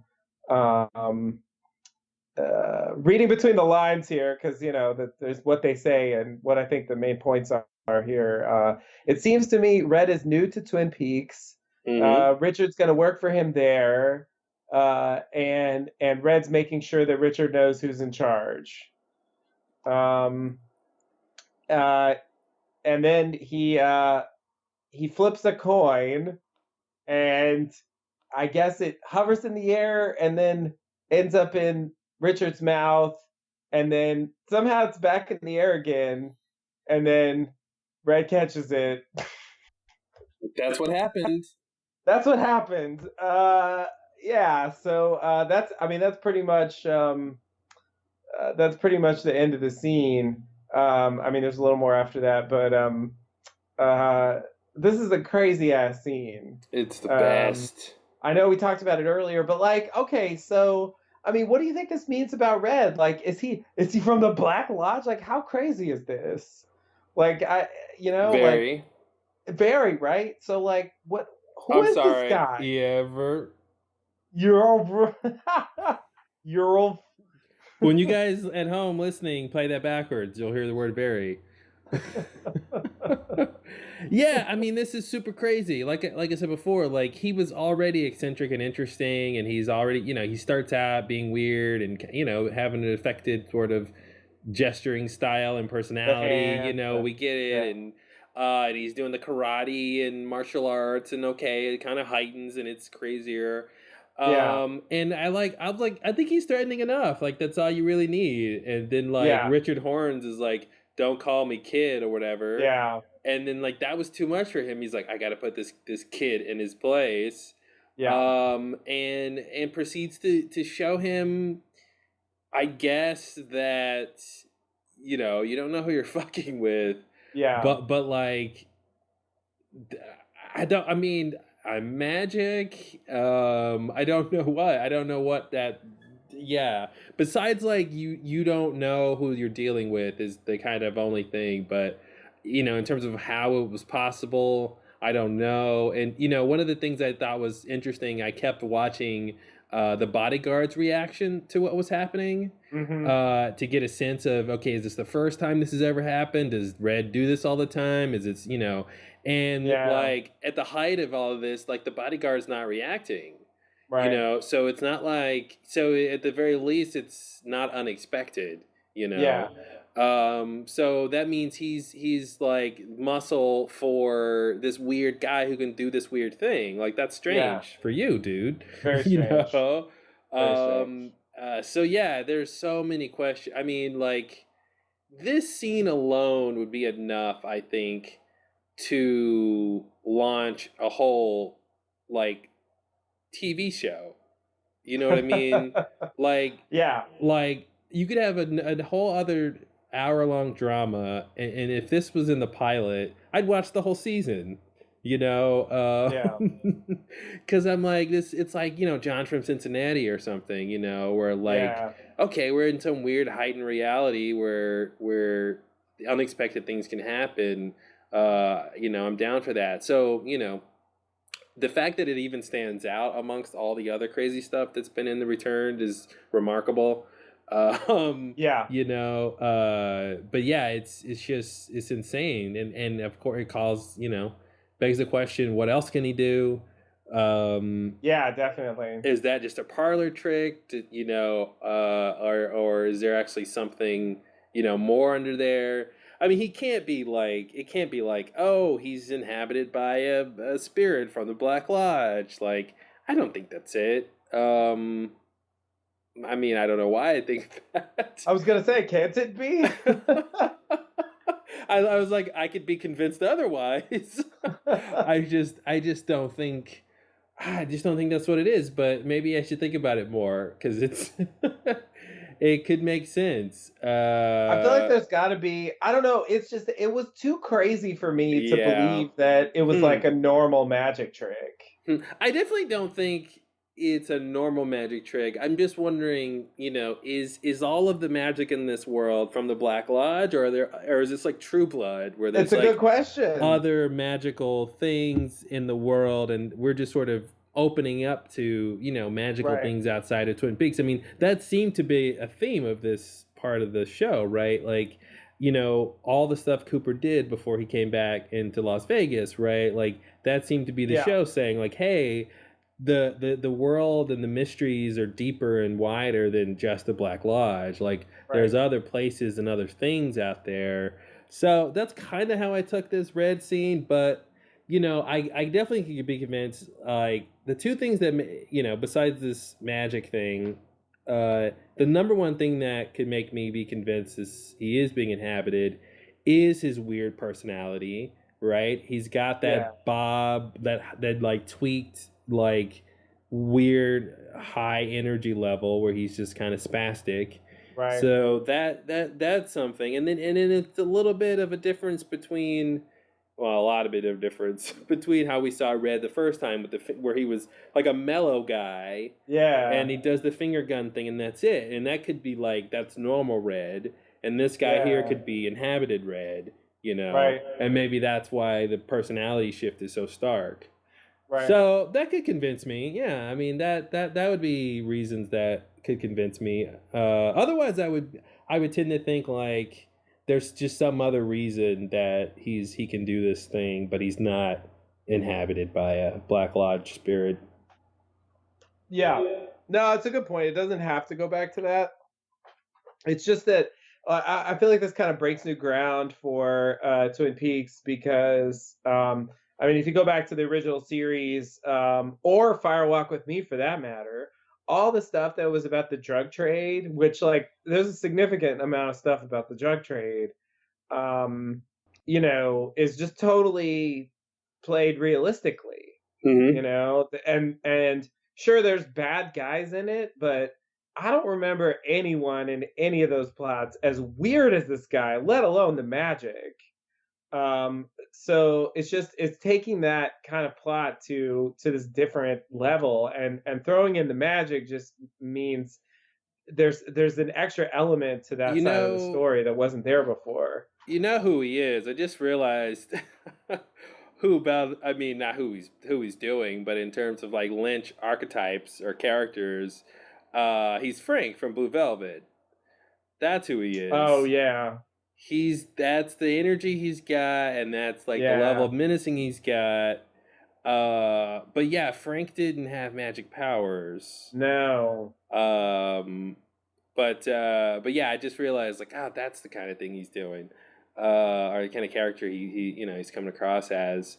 But yeah, you're right. It's tough to really, I think this is just this feels like a more modern character than would have been possible in 1990. You know what I mean? Like, I'm trying to right, think if one of the one of the like drug dealer guys was this guy, without the magic, like that would probably be weird.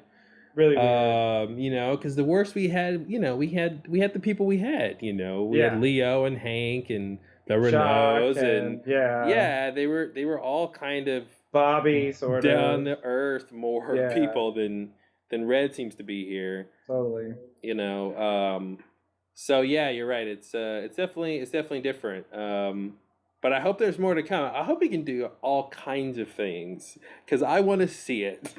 I want more unexpected things to happen. That's just all Yeah, I want. Like, I hope I'm wrong about everything, so I can just be surprised. Because at least twice throughout this part, my jaw was literally dropped.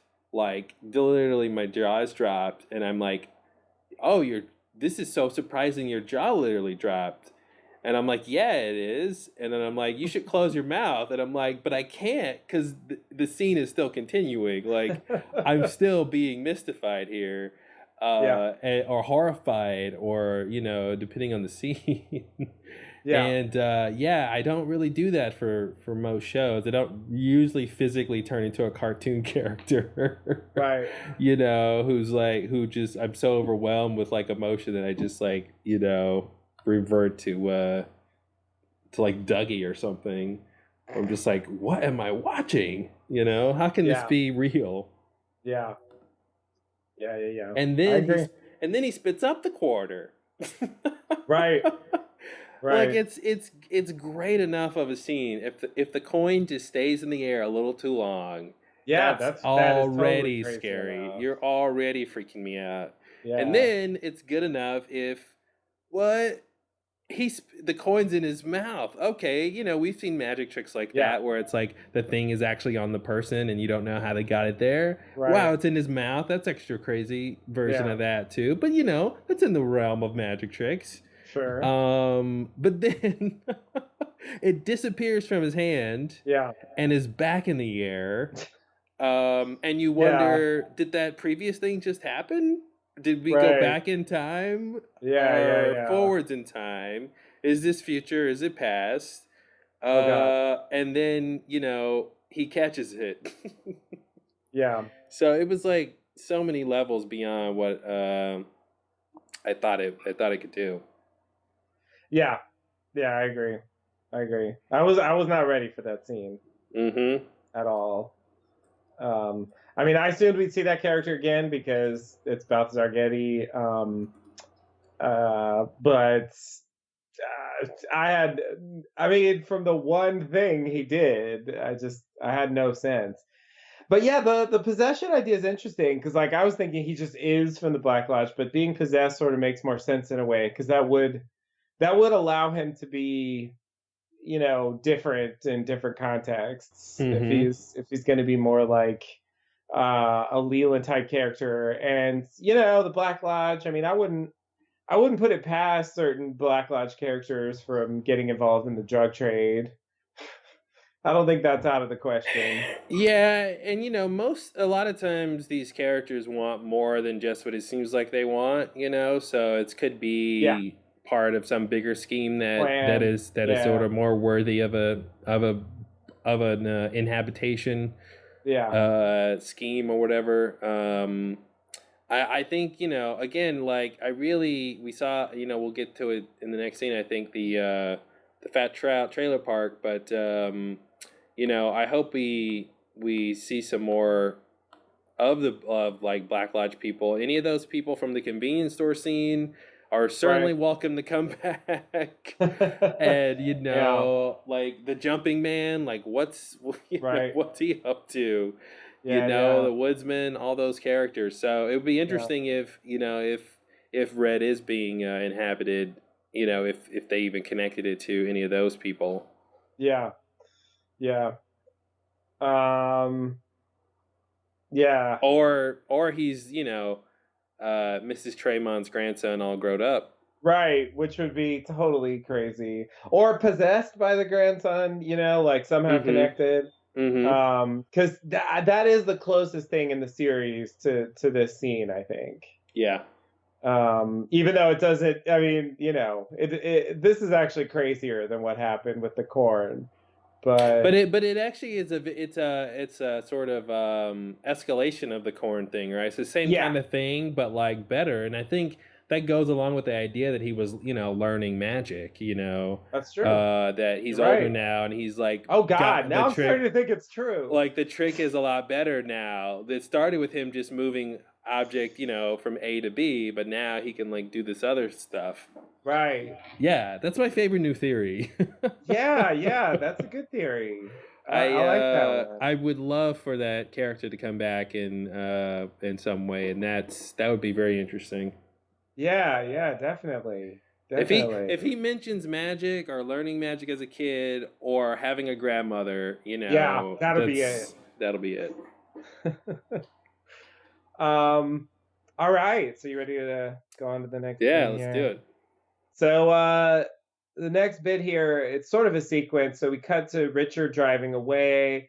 He's upset about how he was treated in that scene we just talked about. Being called a kid and this whole weird magic thing and all that. It's just kind of, venting his frustrations. Mm-hmm. And then we go to the new, wait for it, the new Fat Trout trailer park. Where Mickey, again, thank you credits.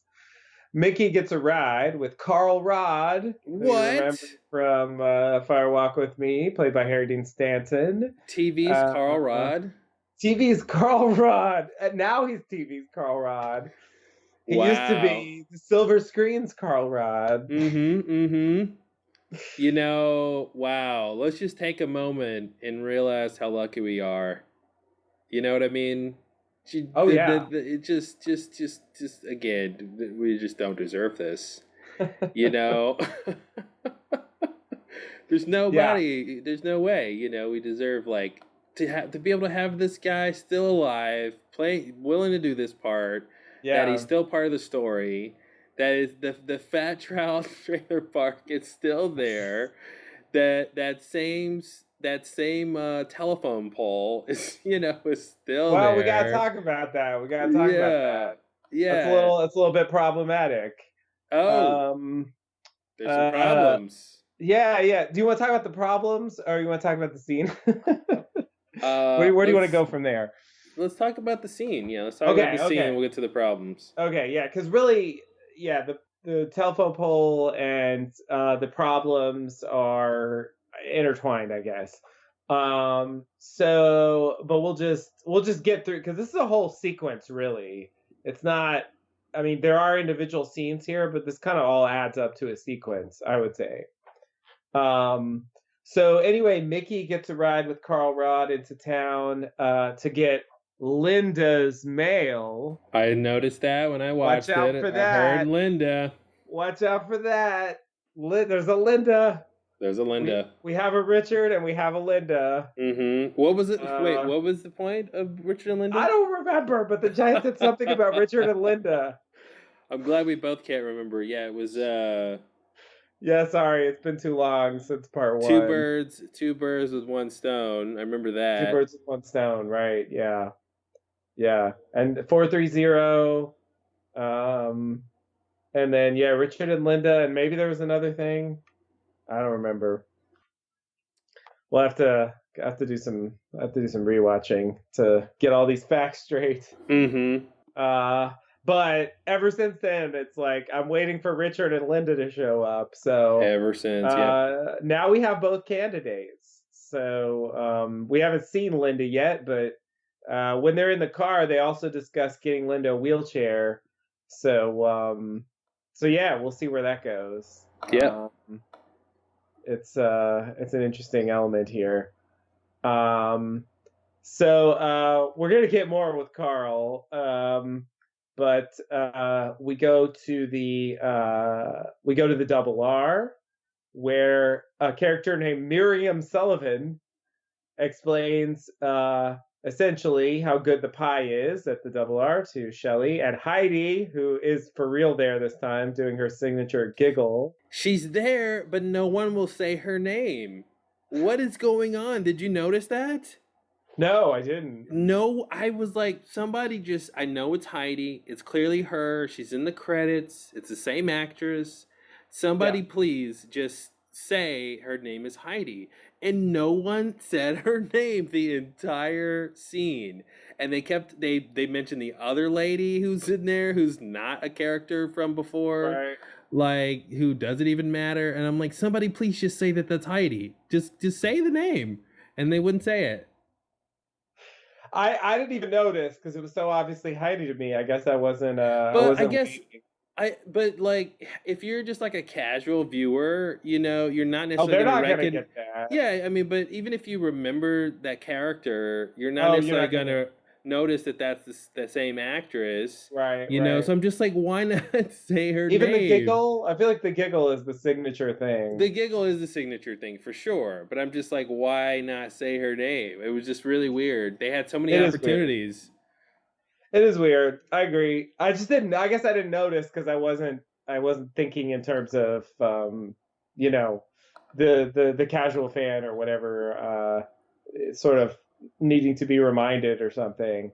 Um, and I mean, maybe it's kind of an Easter egg thing where like you Maybe don't have I to get want it. just like what when Albert says hello Diane or whatever just like Yeah, just having even Norma Shelley or whatever just like acknowledging the character's presence by right. someone saying their name is like a normal thing.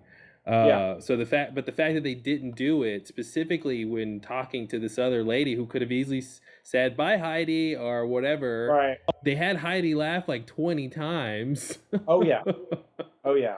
Anyway, I don't know. So I was waiting for it's like a ringing a bell or something. I'm just like, okay, I'm just waiting for the thing you're gonna do, and Right. they didn't do it. So Yeah, it stood out to me.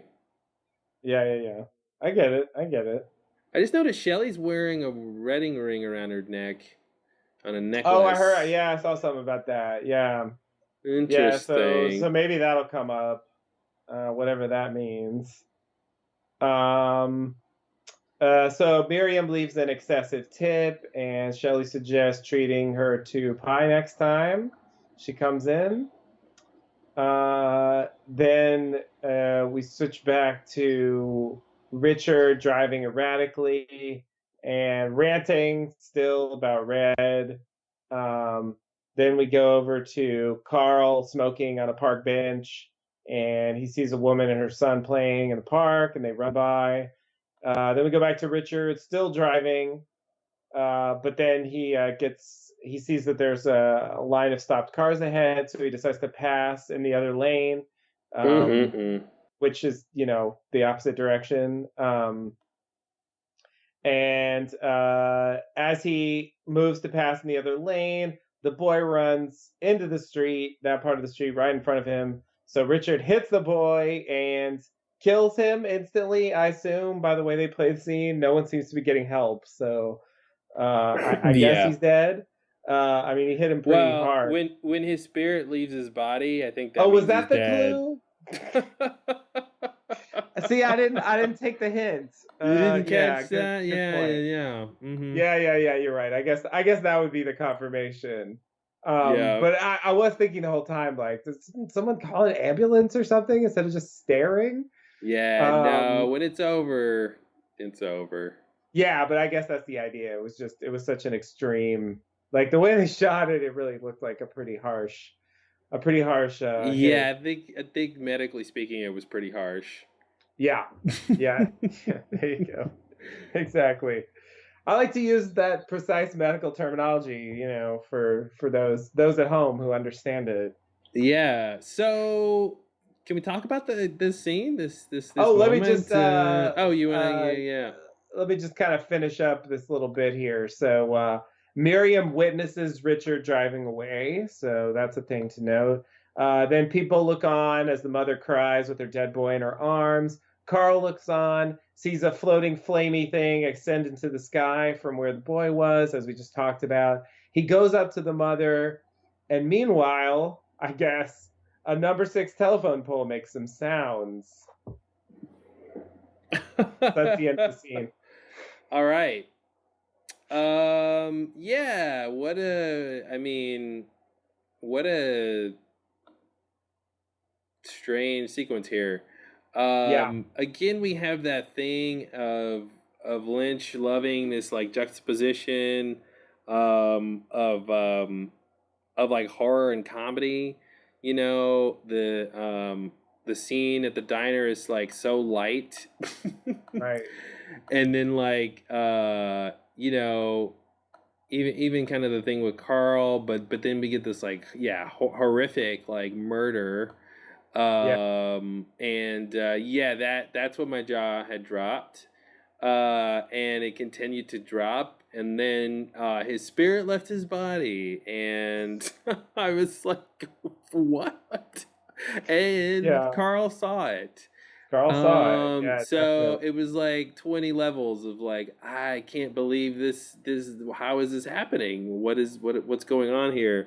Cause I think the fact that we get the spirit leaving the body and Carl seeing it sort of justifies it a little bit, justifies the like horror of the actually how they shot it, because they could have Right. cut away, they could have made it clear he Yeah, got hit. yeah, But I feel like there's like a potential plot element here, or at least some yeah. new information on the mythology of the show here with this whole idea. I thought the floaty fire thingy was gonna go into the electrical lines, and I Mm-hmm. thought that was just gonna like put this, really solidify that idea. But no, it continues past them and goes into the sky. So Yeah. it's interesting. Like I wouldn't ever thought that. But they do cut to the electric lines, so there's some connection there. They do cut to it. Yeah. But it's not really clear exactly what's going on there. So we see this telephone pole in Fire Walk with Me, is that correct? Mm-hmm. Okay. So yeah, so here's the problem. The Fats Route Trailer Park in Yeah. the original in Fire Walk with Me was in Deer Meadow, Mm-hmm. not in Twin Peaks, or not near Twin Peaks, really. I mean, Deer Meadow was, I guess, near Twin Peaks in the grand scheme of things, but Yeah. not as close as they portray it here. Mm-hmm. So I guess the idea of why they put new, it's kind of a retcon, I think, is that like the fat, because people pointed it out. I think in the book, the Fat Trout Trailer Park is referred to as being in Twin Peaks, and a lot of people pointed out that that's not what it was in Fire Walk with Me. So I feel like they tacked the new on there as a kind of, not, I guess retcon isn't the right word, but a way to sort of make it make sense. Like somehow they rebuilt the Fat Trout Trailer Park near Twin Peaks and called it the new one, and Carl moved there. Mm-hmm. And it's sort of like he's the same place he was before, but now he's by Twin Peaks instead of Deer Meadow, which is not really that close. Um, and so they, I guess, I feel wanted like to incorporate. I feel like it's this conversation that is like is like when writers hate the fans. You know, when it's like, God damn it, the fans are always honest. You know what I mean? On the details, you know, because it's like, Yeah. it's that classic, no, excuse me, I do believe the Fat Trout Trailer Park is in Deer Meadow, not in Twin Peaks, you know? And you're like, God damn it, I'm just trying to make a TV show here, you Right. know? But I do love the fact that that's a thing, and now they have to deal with it, and so basically you're saying that calls into question if this is the same telephone pole, because that Well, pole should that's be yeah. in Deer So Meadow. the trailer park can move, but the telephone pole really shouldn't move. So What if if Carl, you he's know, the one who installed that pole, and it's his pole, and it's he's his taking it pole. with him? He's like, I want you Okay, to move my entire sure. trailer park and take the pole too. Why not? Um, Sounds good to me. I'm on board. Yeah, maybe. I mean, maybe there's just two of them, and they're just well, I'm coincidentally curious tied to if it's the. Carl. I do remember it said 6. I don't remember if the numbers above it are the same. Hmm. Uh, Yeah. I didn't really do the comparison, and I didn't really remember specifically this at number 6. I just saw that, and like really, it doesn't bother me that much, like doing a retcon like this, because it's like they want to get Carl involved in the story, and they don't want to be having him like going back and forth between Deer Meadow and Twin Peaks all the time. Like they're done with Deer Meadow. It's not about fucking Deer Meadow anymore. So, I get it. Like I'm on board with it. It's fine. I just have to point it out because if you're following the continuity, it stands out as yeah, like kind of an interesting thing. And the fact that they tacked on new is just it's kind of hilarious. that makes sense. Yeah, it's like it's such a simple way to like fix a continuity problem. And because they also could have changed the name and Totally. just had it be he's just got another place. Yeah. But yeah, so that's interesting there. I just tacked on new. I It's sort thought, of like they wanted it to be the same place, but yeah. it's not. So this is the easiest way to make it not the same place, but close to the same place. So I'm looking at the telephone pole shot from Fire Walk with Me, Mm-hmm. and it is the number 6, Mm-hmm. and the letters above it 324810 look the same. Mm-hmm. But it's sort of technically not the same pole production wise, I'm because sure it's this not the pole same has production. like a bunch of other wood attached to it and stuff like that. Yeah. But so they didn't like recreate it exactly. Right. But so yeah, but anyway, it's supposed to be the same. To an extent, that's to be expected. Like I'm sure if you compare, something like the Roadhouse, the Sheriff Station, actually people have already done that, or Ben Horn's office, or some any Mm-hmm. location that was in the original series. I mean, they tore down the sets and rebuilt them, so they're not going to look exactly like the original ones, and yet they are supposed to be the same place. You You think know, so? I think so. All I'm right. I'm putting my foot down on that one. Well, I'll consider it a theory, a working theory, until proven otherwise. Okay, sounds good. Cool. Yeah. So what do you take this to mean? Because in Fire Walk with Me, they made it pretty explicit, when the arm says, I am the arm, and I sound like this, and he makes Yeah, that Indian whooping sound. yeah, We hear that sound when we see the telephone pole in right. Fire Walk with Me. Um which I believe is like right before Desmond goes missing, when he finds the ring. Yeah, So it's the idea that the arm is there in the park, I guess, or something like could that. be. So I kind of took this shot in this episode here, uh, as like someone from the Black Lodge is around or something, maybe because this kid died or something. Um, Oh yeah, yeah. Like maybe there's Garmin Bozia or something. well, maybe, I am maybe in a minority here, where I don't think Garmonbosia is a thing that they actively want. I think Garmonbosia is a thing that Bob stole from Mike, and Mike wanted it back, but that, like, you know that's not like a MacGuffin that all these people want. So I Mm-hmm. wouldn't personally say that, but yeah, but that Mm-hmm. kind of thing, that there was something interesting about this kid dying here, Yeah, or I'm just his throwing it soul in, like going. There's clearly pain and sorrow going on here. So Mm-hmm. if Garmonbozia were going to come into play, it would make sense. Mm-hmm. But Mm-hmm. yeah, I don't know. It's clear that, for example, Mike isn't sitting there constantly figuring out ways to get Garmonbozia. I Yeah. mean, we're definitely not watching that happening. If he is, that's a long con. Yeah. But just possibly. It seems like that's on the table here.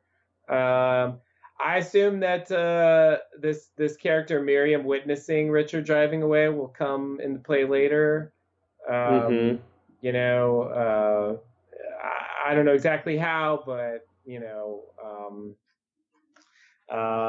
maybe she'll talk to the sheriff, or maybe Richard will go after her. Like I don't know what's gonna happen, but that she definitely saw him and he saw her see him. So I assume that's a setup for I something. saw you see me. That's what Mm-hmm. he's gonna tell her. I saw you see me. Oh man, I love those shots of like everyone around just having those shots looking pain Mm-hmm. and hurt, of with the Yeah. kid. Like they don't do that a lot. Where I mean it was like almost comical in a way, like how many different shots of people we got reacting the exact same way, sort of to this kid dying. Yeah. I thought that was interesting. How they really spent a lot of time on that. Yeah. Like not one or two shots, but like a whole bunch of people. Yeah. Do you find any significance with the kids' floaty spirit thing going up, or Carl seeing it in particular? Yeah, I do think that's significant. Now, how and why? Mm-hmm. All Those are the right. hard questions. Well, that's what we're Um, here to solve, the hard questions. but yeah, I really have no idea how it's significant. I know that in the book they kind of add to Carl's story a bit, and they say that he was, abducted, sort of like Major Briggs and the Log Lady. I guess they didn't tell us that Margaret was abducted either in the original series, but the idea is that's when she got that tattoo, just like Major Briggs has when he comes back. That makes sense. So I guess when Carl was a kid, this happened, um, according to the book, at least. Mm-hmm. So I feel like that's connected. Like the fact that he was taken, maybe has something to do with why he can see this stuff. I do remember that in Fire Walk with Me, he has that brief line where he says something like, "I've already gone places," and I remember reading people online and stuff making a lot of that line, and I'm thinking like, why does that have to mean anything? I mean, that doesn't have to mean Mm-hmm. he did anything crazy. He could have just gone places. I mean, that's Yeah. you know what I mean. It could just be a simple, But the book, and potentially this seems to be pointing that yeah, some kind of crazy event, involving the Black Lodge maybe happened to him, and yeah, so maybe he's got some I don't know, extra perception or something of this stuff, and maybe that'll come into play. It came off to me like he hadn't seen it before. And maybe he's never witnessed a murder that closely after someone's died before, maybe. But Yeah, yeah, and this is just a you couldn't say definitively, but it just came off to me like he hadn't, it hadn't happened to him before. Um, yeah.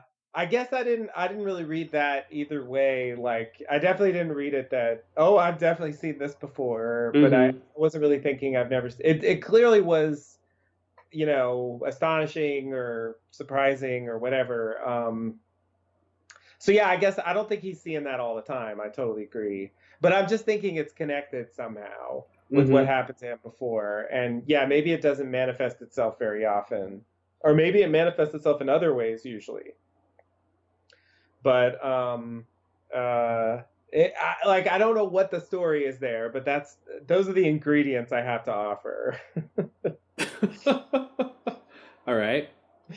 Uh, I guess I feel like this sets the stage uh for him to be involved somehow in whatever the supernatural plot is going to be.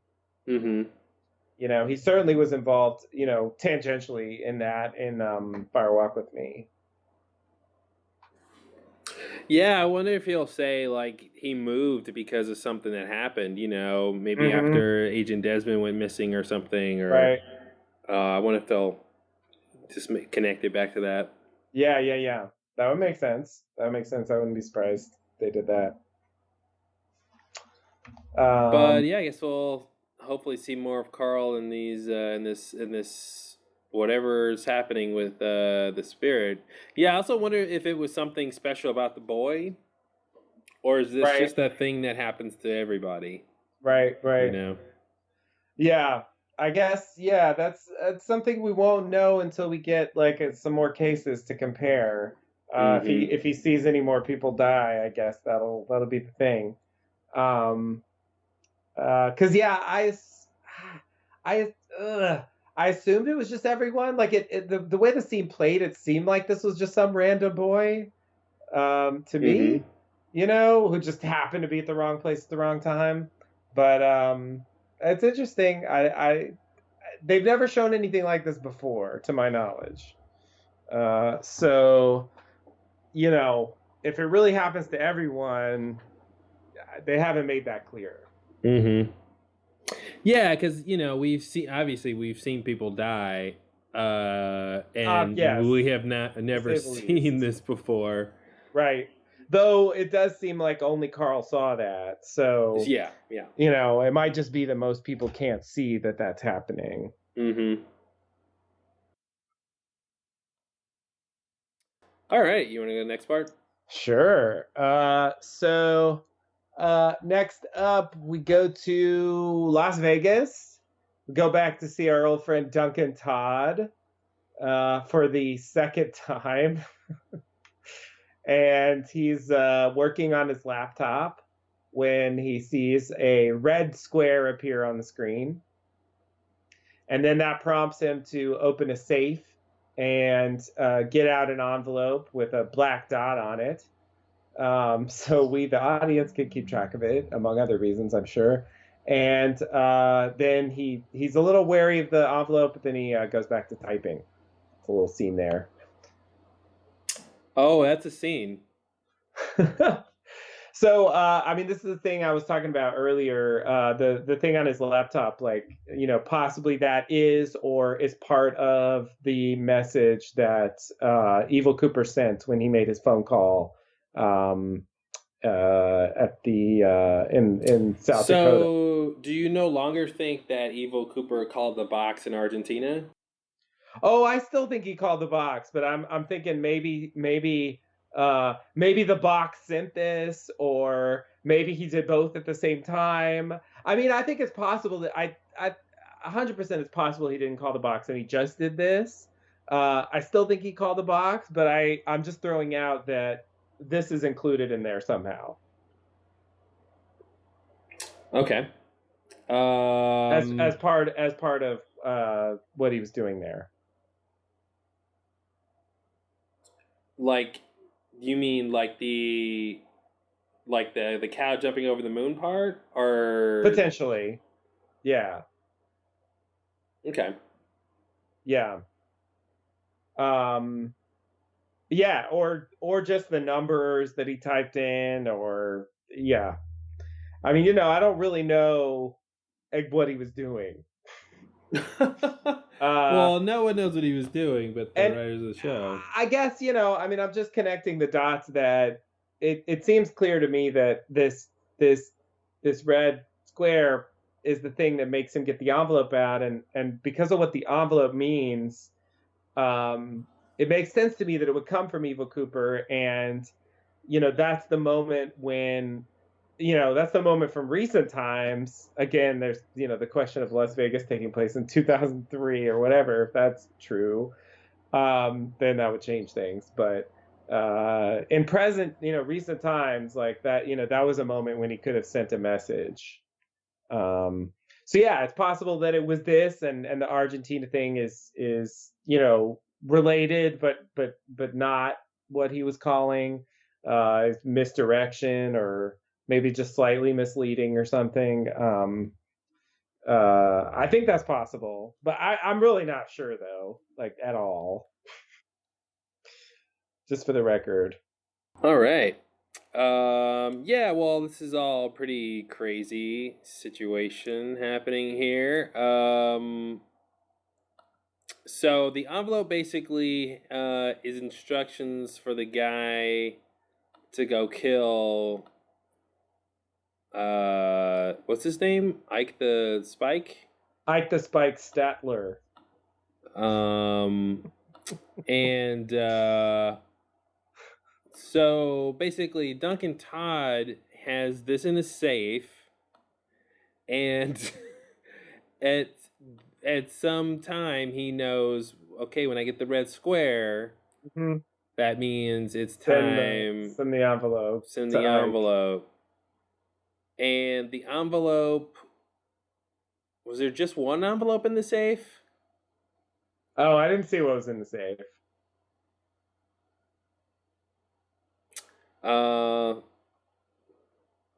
Interesting. And the envelope has the lady and Dougie. Yep. So this is weird. So I'm just trying to piece this together. So is it supposed to be that Mr. C hired the first set of hitmen to get Dougie, like through Duncan Todd, to get Dougie, Yep. and they failed. So there was a second set that was sent, and they failed. And now he's like, okay, now wait, who's the first and the second? Wasn't there two sets? I don't think so. I think it's just one set so far. Oh, I thought when you explained it earlier, you said there was two sets of hitmen. Well, I mean, there's the people that Dougie owes money to, but it seems to me that they're not connected to Mr. C, and they're not trying to kill him either. Yeah, not those people. Okay, sorry, I got confused. I thought you were saying there was the original hitman and they failed, and then I guess what I had in mind is Ike. Now he's after Dougie, presumably. Okay. As the second set, that would be Ike. Oh, that's what you were saying. You're talking about Ike. Okay, that makes sense. Yeah. So basically, red square means, okay, go to the backup guy because these guys failed. I don't know why you didn't start with Ike to begin with. If he's the guy who can get it done. Right. But yeah, wow, that's weird. That's weird. Okay, huh. It's weird, but that seems to be what's happening. Mm-hmm. Again, they could somehow tell us it means something other than what it looks like, but yeah, that's my best guess about what's going on here. Interesting. So you wanna continue from there? Yeah, let's do it. Okay, so then we go over to Rancho Rosa. We get a brief scene involving the police towing away Dougie's car that exploded, and the license plates on the roof of the woman who's still saying 119. Mm-hmm. So that's a little scene just to tell us that the police got the car, I guess. I'm not really sure what purpose this serves, but they got the license plate. Maybe is going to be a thing. Yeah. Yeah, this is.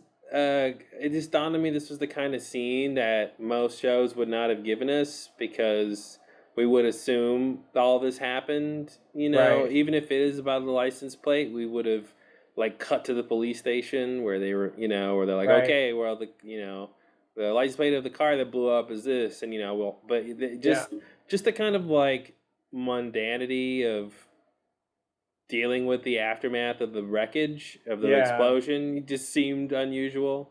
it is weird. So yeah, I guess now that I think about it, I wonder if it's just going to be they look up the license plate and they call Janie E. And she's Mm-hmm. been asking about the car. She's asked about the Yeah. car a few times.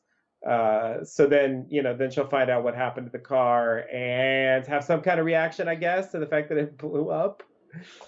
Um, Maybe that will provide a sense of urgency. Will she just assume it's the people they owe money to? Like I don't know. I don't know Yeah. what's gonna happen there. Yeah.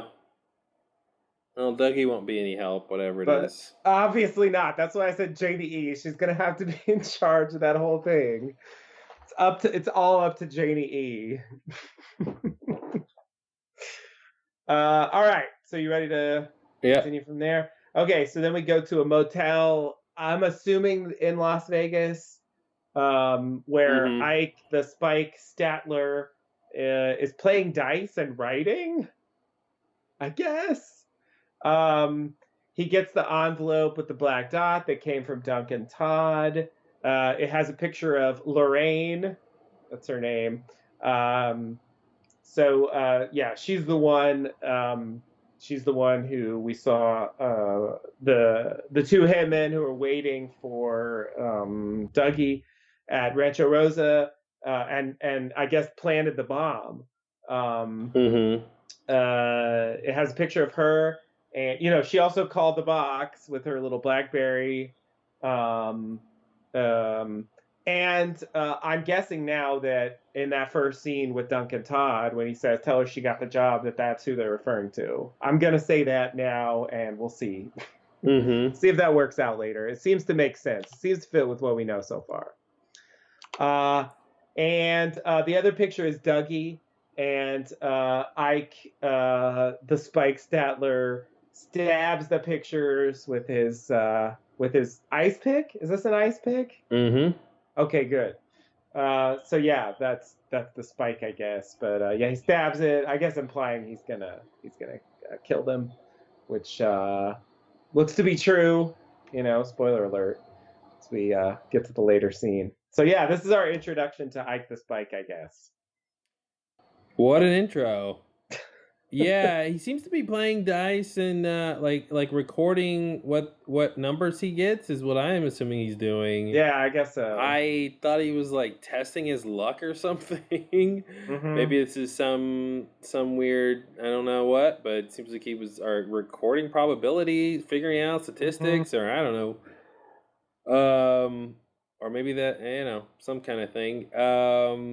But yeah, we see him kind of study the faces, so I guess he knows who to kill. Which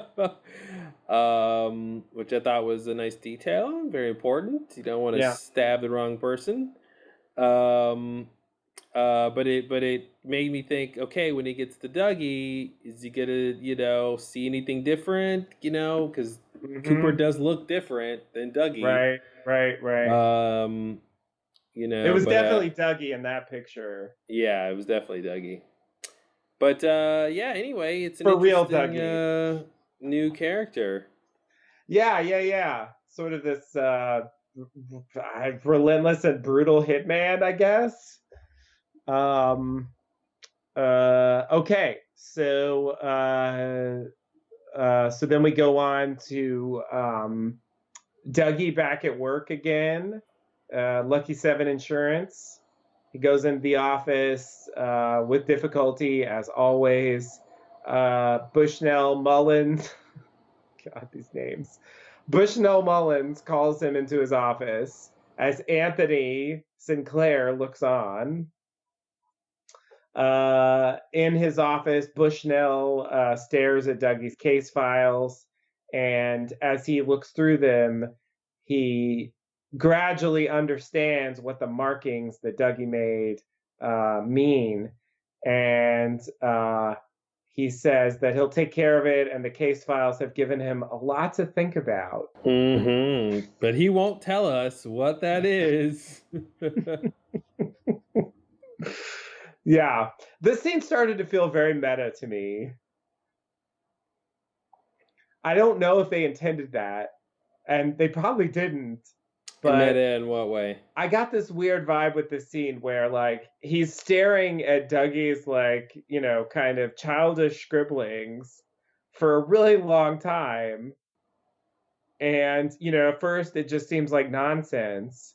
Mm-hmm. And like, like a waste of time. And then like he finally gets to the end and he's like, "Oh, I see what you did there." Mm-hmm. And I guess I took it as kind of a metaphor maybe for how this Dougie plot might work. Like Sure.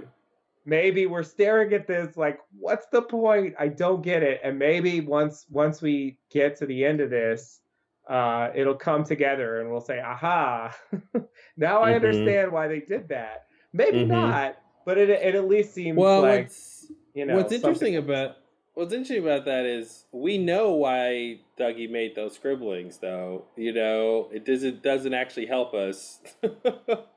you know, uh, we know he made it because of the light. Sure, true, true. But the meta point I think is interesting. I hope that's true. Yeah, yeah, yeah. I mean, it might not be, I but mean, I like, have faith that this is for a reason and it'll all make sense by yeah. the end. I think that's true. I don't think I don't think anything here is like wasting time or is like anything really less than what they intend to do. Yeah. Yeah, yeah, yeah, yeah. But I guess, I mean, some of this Dougie stuff, can be tedious, and I'm just wondering. I'm wondering how justified it's going to seem when we look at the series as a whole. You know what I mean? So, like a reference point that I hadn't really thought of was Nadine in season Mm-hmm. 2. You know, um, I know that the Nadine plot is often grouped with some of the other like not that great season 2 plots that people talk about, but Nadine's plot, starts with episode 8, which might also be known as episode 1 of season 2, um, which David Lynch was very, very, very much involved with. Mm-hmm. So he 100%, put his stamp on that plot line as approving it. And, he was there to close it out with the final episode of the season, but it lasted the entire season. She spent the entire season like that. Mm-hmm. Um, I don't think we're gonna get Dougie for this entire season or something close to that. Maybe again it's just wishful thinking. It would be such a troll if they did that. I can't. It's hard for me to imagine that they would subvert audience expectation to that extent. Um, but they've already done more, more than I've expected, and I've seen a lot of people point that out. So you know, uh, I guess it's a reference point for how far he might be willing to go um, with this. And I mean, really, we never got to the next step, so who knows if it would have paid off or not. But the Nadine subplot does not pay off for me within season 2 itself. Mm-hmm. It sort of feels Well, like the when she big comes back, like finally. Yeah, and I think the big key difference would be that Nadine wasn't like the main character of the Very show. true. Very true. So you could have her, she's like that the whole season, but she's only in so many episodes, so many scenes Right. throughout the whole season, versus like That's a good. we probably already gotten more Dougie scenes than Nadine scenes or something, at Absolutely. this point. So I think that's the big difference. But yeah, that's interesting comparison though. But I was actually just thinking more literally about that comparison, just like Nadine's regressing, and sort Mm-hmm. of coupled with memory loss, being Yeah. similar to Dougie's regressing in memory loss, and if that is there any connection there? I mean, because that was just sort of unexplained, right? Yeah. Um, It she was just presumably because of the suicide attempt, but Yeah, and then I'm rewatching season 2 now, and I when that whole thing started, I really, and as it was progressing, I was really trying to go, okay, another Black Lodge spirit is inhabiting her. That's what it is, and Oh this God. spirit wants to relive its youth, or wants to pretend Yeah. like it's in high school again, and so it's sort of making Nadine seem that way, like, and this is just all and that's why it's super strong, and Right. the adrenaline is running and it's super strong, and that explains all that, and it doesn't quite work.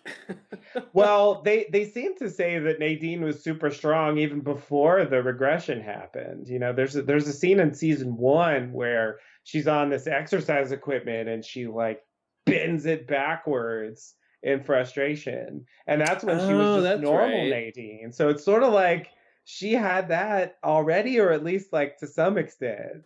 Huh, because I Um, thought, yeah, maybe it's just, yeah, I think maybe they just explain it after she regresses. Because I felt like there was a scene where the doc was like, that the adrenaline. adrenaline, yeah, was Yeah. causing it, but yeah, it could have been from before. Yeah. Yeah, just like undiagnosed or something. But yeah, it's weird. I don't know. Yeah, always, yeah. Oh, that's right. It was in season 1. What was Ed doing all this time with this like super strong what, like, it It's comes off weird. like that was like a recent occurrence, like a Yeah. new thing. Yeah. Well, that's why it's always seemed strange to me, that scene in season 1. It's like it seems like a setup, but then I agree, it raises all these questions that they don't address in any way. So I don't know. We've seen Nadine briefly so far. Maybe we'll see her again. Maybe they'll address it. Mm-hmm. It's possible. Maybe Nadine will fight Mr. C. Oh God. God. They'll arm wrestle or something. Why not? But yeah, it's cool we have Nadine in the show, so we'll see what she seemed. I mean, she didn't say anything; she was just sitting there, but she seemed sort of normal. Yeah. So Yeah, yeah, yeah. hopefully, I mean, she was watching Doctor Amp, Yeah. so she's clearly has issues. But Normal-ish. I mean, Nadine normal, mm-hmm, I would mm-hmm. say. Yeah. Yeah. No, I assume they're not going to do the regressing thing again. They'll just say she's Yeah, they can't do that again. Oh, back to her geez. present And time. yeah, I wonder if she'll have any scenes with Mike, or if they'll allude to that whole thing. Right. Oh, yeah, that's a good Not Black point. Lodge Mike, but the other Mike, Mike Nelson. Mike Yeah. Nelson. Yeah. So, or like that wild and crazy summer. Remember, Nadine? Remember that time? All those I times. let things go too far. I let things get out of hand, or whatever he said. Yeah, yeah, yeah. Yeah. Wow. All right. So, Real quick. They made this point about Bushnell Mullins being, boxer. a boxer. Yeah. I thought that was interesting. Yeah, yeah. It sort of reminded me of the Sheriff Cable thing from Fire Walk with Me. This Mm-hmm. weird, like, old, like, story about this person who's like just occupying this job, but they, in their spare time or in their previous life or whatever, they, I don't know, they do these physical things. Like it's kind of this weird promotional thing, I guess. Mm-hmm. Yeah, it's strange. He used to be a boxer and now he runs an insurance company. Okay, Yep. why not? I guess. You can't, boxing is, you can't do that your whole life, I guess. So, gotta figure out a second career. What are you, the boxer's parents? Yeah, You're like, you yeah, can't do that forever. take that Grow up and role. get a real job. Yeah, yeah, exactly, exactly. What are you gonna do? Punch people the rest of your life? Come on.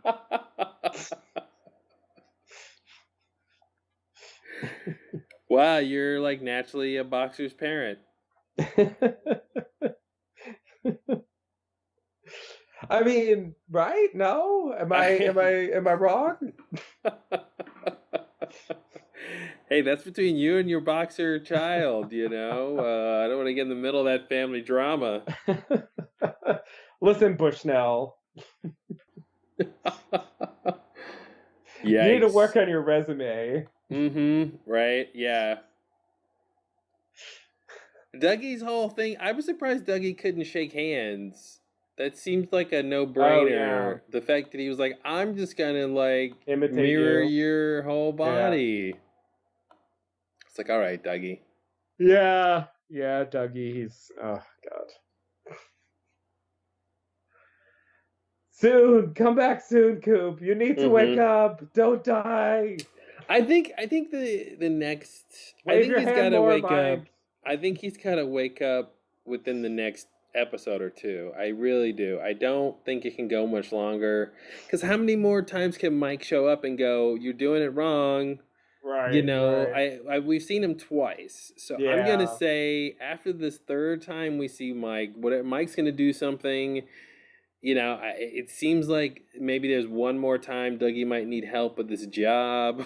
Yeah, yeah, yeah. So maybe Mike will help with that or something. But I feel like third time's a charm. Mike's got to do something that's gonna really jolt him, or because it's not enough to just be told. So somehow he's got to be physically woken up, or what could be the catalyst, if it's not Yeah. coffee, or Yeah. pie, or Yeah. it seems like it seems like it would have to be like the most Cooper thing. Okay, so what's the most Cooper thing? I know, that's what I'm thinking. If it's not like you said, coffee and pie, then what Like, would it if he be? saw Diane, maybe. Maybe Tibet, like Oh what were his yeah, big like things? meditating, or Yeah, like yeah. standing upside down. Yeah.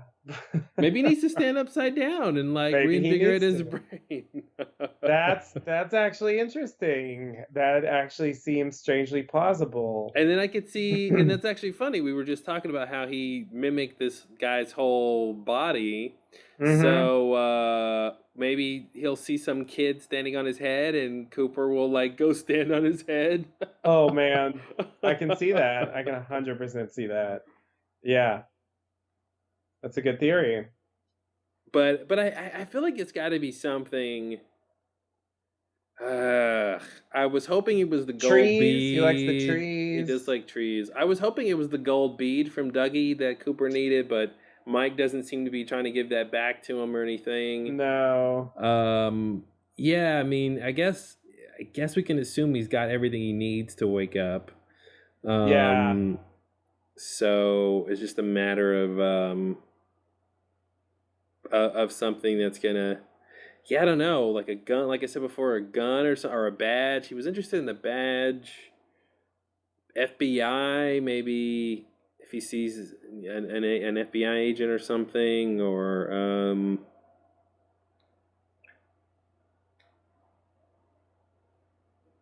yeah, I mean, or Right. one of the Twin Peaks characters, Lucy or Andy, or Right. like maybe one of those people.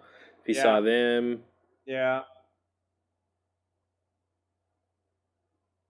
It seems like it's got to be something like that, I mean, going back to it's not going to be this, but going back to Nadine, the way she comes out of it is like a bag hits her on the head, Mm-hmm.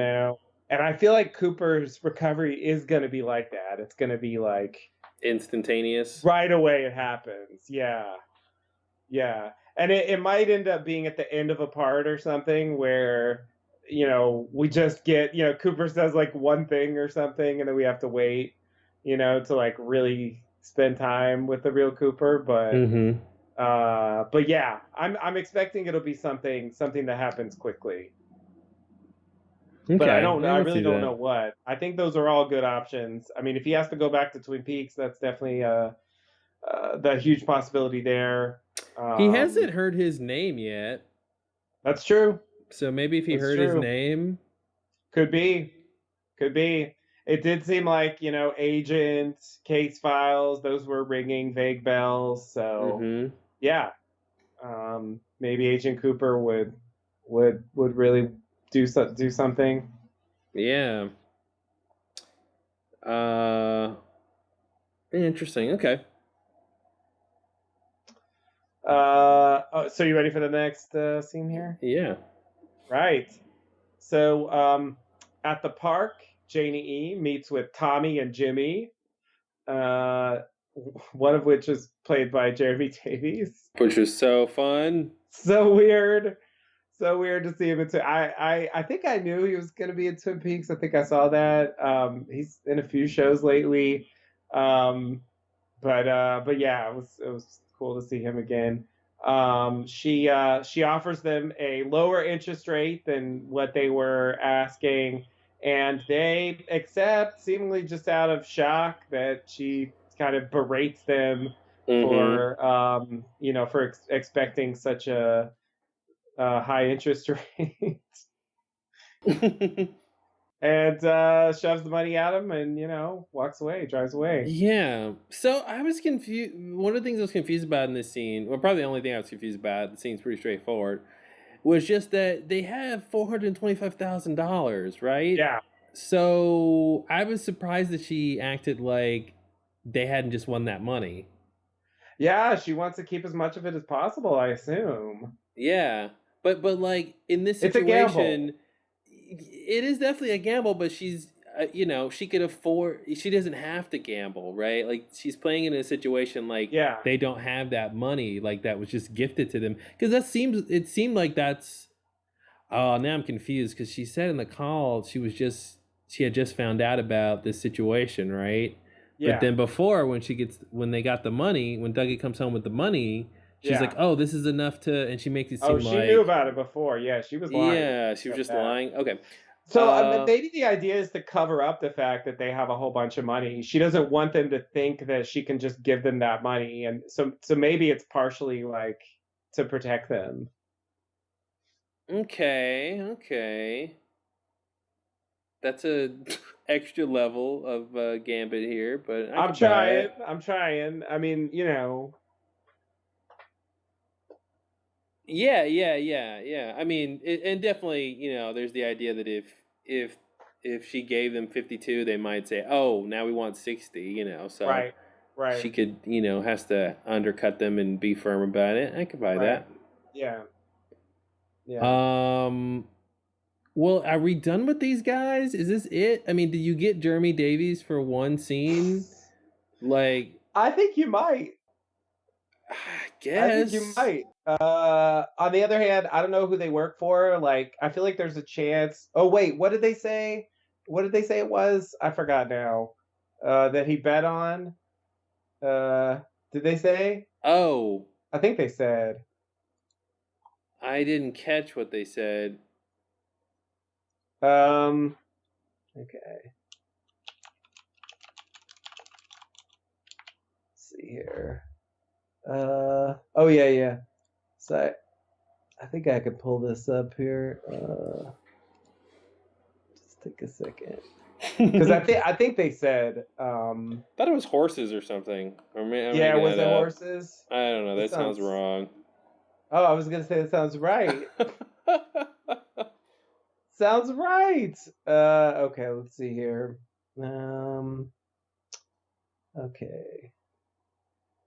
Okay. So he took points on a football game. Football. That's what I meant There by you go. horses. There you go. Then he got greedy and doubled down. Okay.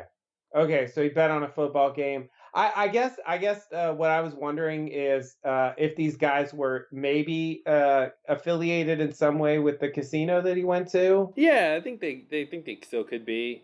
That's where So he if placed the bet.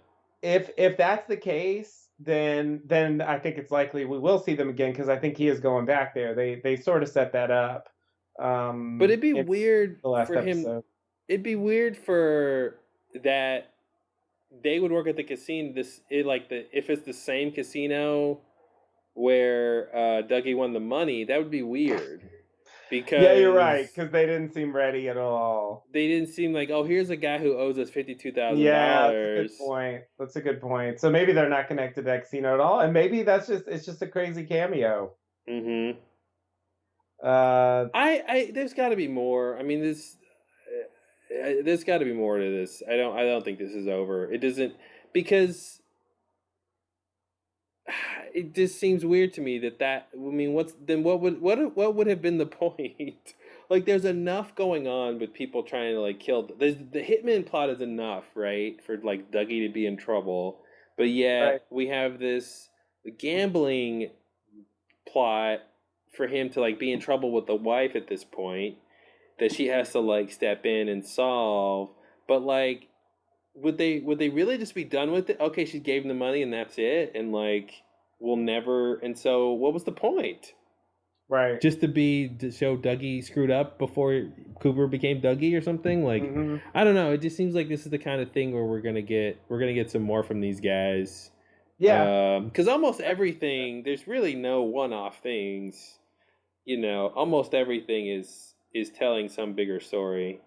Uh, so yeah, it would be weird if it's just a That's cameo, true.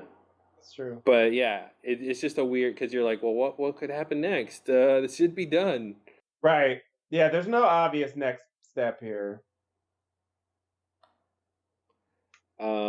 But yeah, it would you know, maybe it's just another casino or something, or they didn't know it was Yeah. Dougie, or um, Right.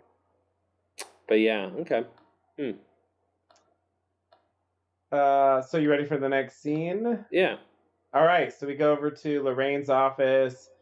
She's on the phone. She finds out there were three bodies, but Dougie was not in the car. mm-hmm, So that that answers that question, I guess. And then Ike the Spike runs in and stabs her very harshly with the ice pick. And then he runs after and presumably kills another woman who sees him. mm-hmm. And then he notices that his ice pick is bent into like a corner shape. That's the end of the scene. And he's like, oh. Yeah, Yeah, exactly. it's interesting. You know, the scene before with Naomi Watts. You know, the whole point is like she's a tough woman and she's standing up to these guys, Hmm. and you know they comment on it in a sort of meta way. Right. And then the very next scene, you get this like you know misogynist murder of women. Yeah. You Yeah. know, over the top male aggression. You know, and I don't know the juxtaposition of that again. Like, there's this thing about juxtaposition that they like to do, Yeah. juxtaposing like opposing things. Yeah. Um, Definitely. so yeah, that was interesting, and yeah, even again the juxtaposition of like this maniac killer, but he's concerned about his ice pick. Oh, like I had feelings for this. Like, you know how many murders I've been through with this ice. You know, like, oh, you know, it was like it's just Right. you know, it's just a moment of like, okay, that's interesting. Yeah. Yeah. It's strange. Strange. Yeah. It's sort of like Lorraine's character is a woman because she's gonna get murdered like this. Like it's just it's Yeah, like weird. her murder necessitated the gender in some weird time, Yeah. like reverse time way. Yeah. Yeah. Exactly. Like it started from there. Cause yeah, Yeah, um, I mean, I mean, is something like that true just because the you know Ike the Spike is a short guy, and so they're like, well, if we cast like you know an average height guy, it would the fight wouldn't look the same or something, or right. Right. it wouldn't be as easy to take him down, or Right. I mean, I don't really you know think David Lynch necessarily thinks that way, but he's an intuitive guy. But yeah, I wonder if there was any practical considerations or not, or of that kind of thing of like, well, because you know, if Ike the Spike was 6 feet tall, his you know his Yeah. victims could be anybody. Right. And I Right. don't, you know, that's not to say his size would, you know, he could kill anybody with an ice pick. You know, he could take Yeah. anybody down. As you see, it's very quick. One stab, and you know he's got the upper hand. Right. Yeah. But yeah, I mean, I guess R.I.P. Lorraine. What a weird There character. goes the rain. I Yeah. mean, like she's like a hit. She's like a what do you call her? What is Sort she? of a hitman middleman, Yeah, like a yeah middle manager. management Eh, for assassins. Yeah, like is this her like assassin's office? Like a sort of like an agency for assassins or something. Yeah, seems uh, like it. yeah, Maybe. it's weird. But yeah, and then yeah, it's so weird to me. Her texting too to the box is so weird in this context now that like, um, it's like why did they even have that if they were just gonna kill her? You know what I mean? Like Yeah. if she couldn't get the job done. I guess I could take it as far as saying that, and I don't even ask me how this is remotely possible, but I'm just gonna throw it out there that when she sent the message, it was supposed to indicate that that they failed to get Dougie, Mm-hmm. and Evil Cooper found out about that. He either I don't ask me how.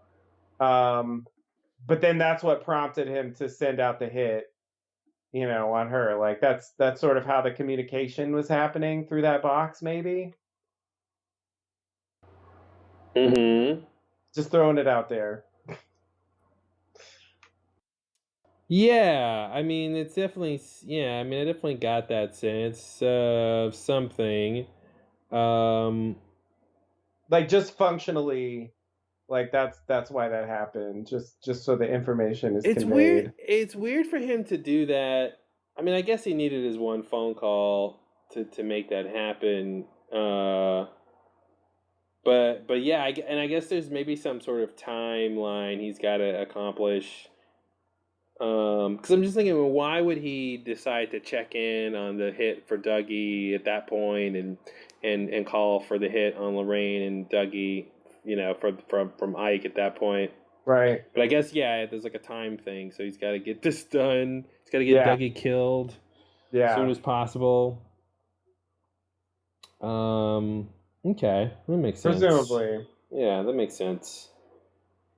It But still doesn't make sense, but it it, makes it is sense. weird how, I mean, just this plot alone is so full of like, you know, you just have to kind of struggle to connect the dots, um, Uh huh. about what's going on. Like it's still not really clear, even though like it seems like it makes sense, but the script and the way they're presenting it really doesn't go out of its way to explain to the audience what's happening.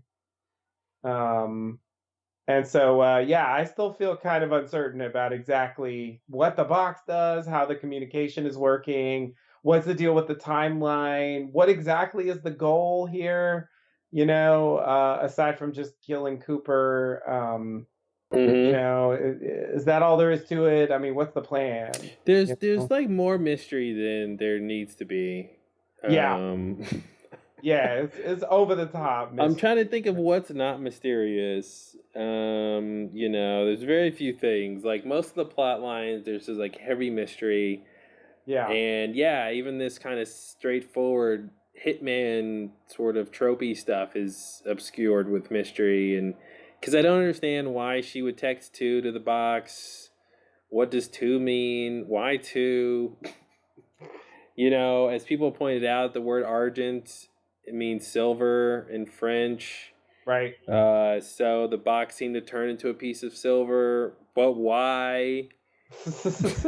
Well, and also Argentina is, the Spanish Sure. version of that. Yeah, yeah. So, and would that have mattered? Like if she had the French word for gold, would that have turned into a piece of gold?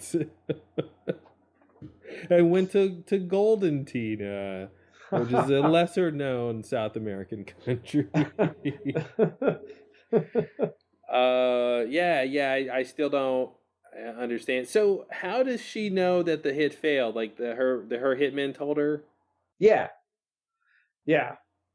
They I basically got said they couldn't find him, right? yeah, they didn't really totally say they failed, but yeah, they that he hadn't come out, they didn't know where he was, and she was really worried about that. Presumably there's a timeline there, and that's Mm-hmm. the issue. Yeah. Okay. But yeah, it's interesting she didn't like text to Duncan Todd, who presumably hired her Right, for right, this, right. and he's the one who relays the message. You know, he has the next step.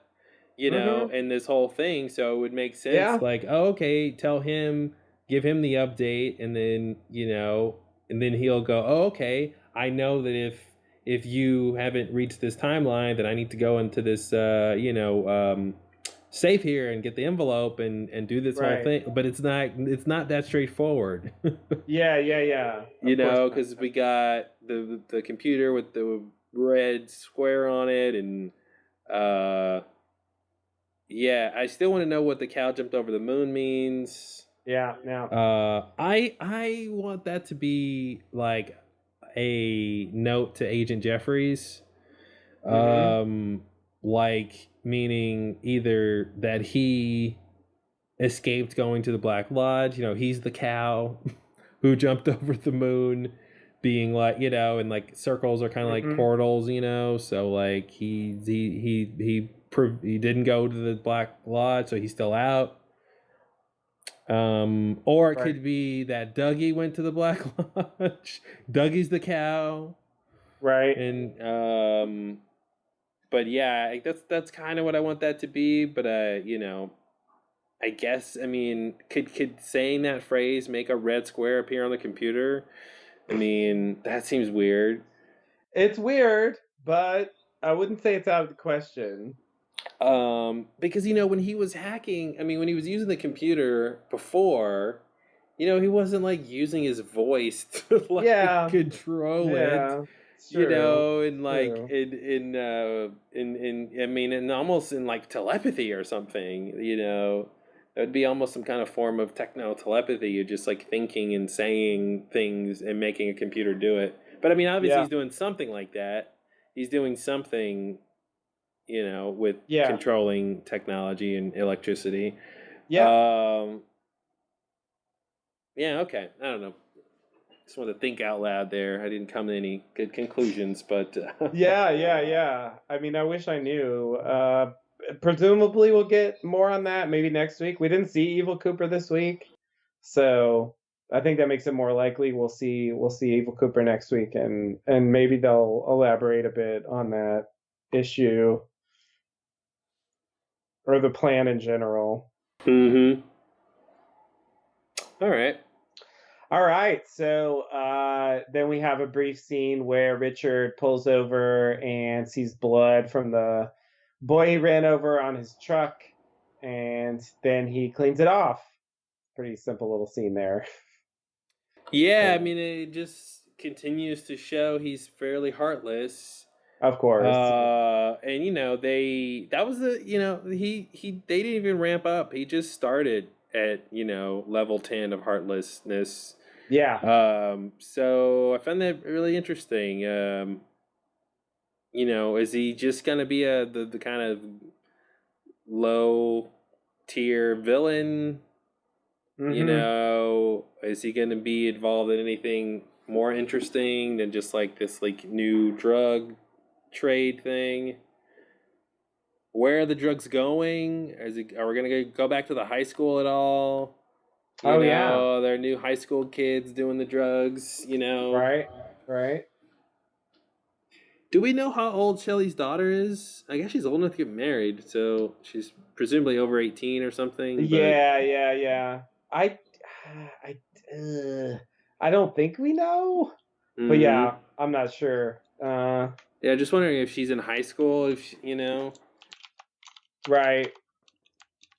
I guess yeah, I guess I assumed they weren't, but not really based on anything in particular, just you know, the scenes we saw. Mm-hmm. Um yeah. No, I don't see any information about how old she is.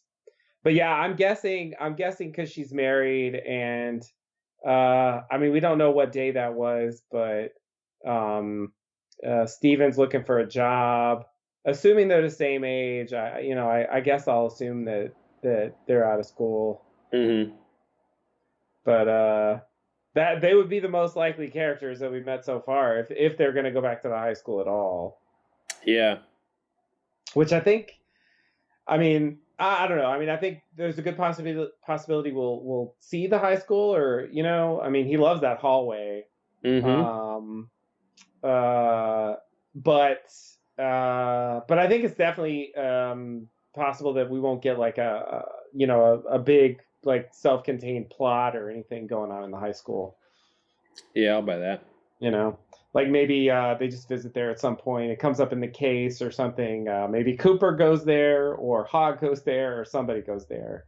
Mm-hmm. I could see that happening. That's what I would predict if I had to right now. All right. Okay. So in the next scene, we go to the Twin Peaks Sheriff Station.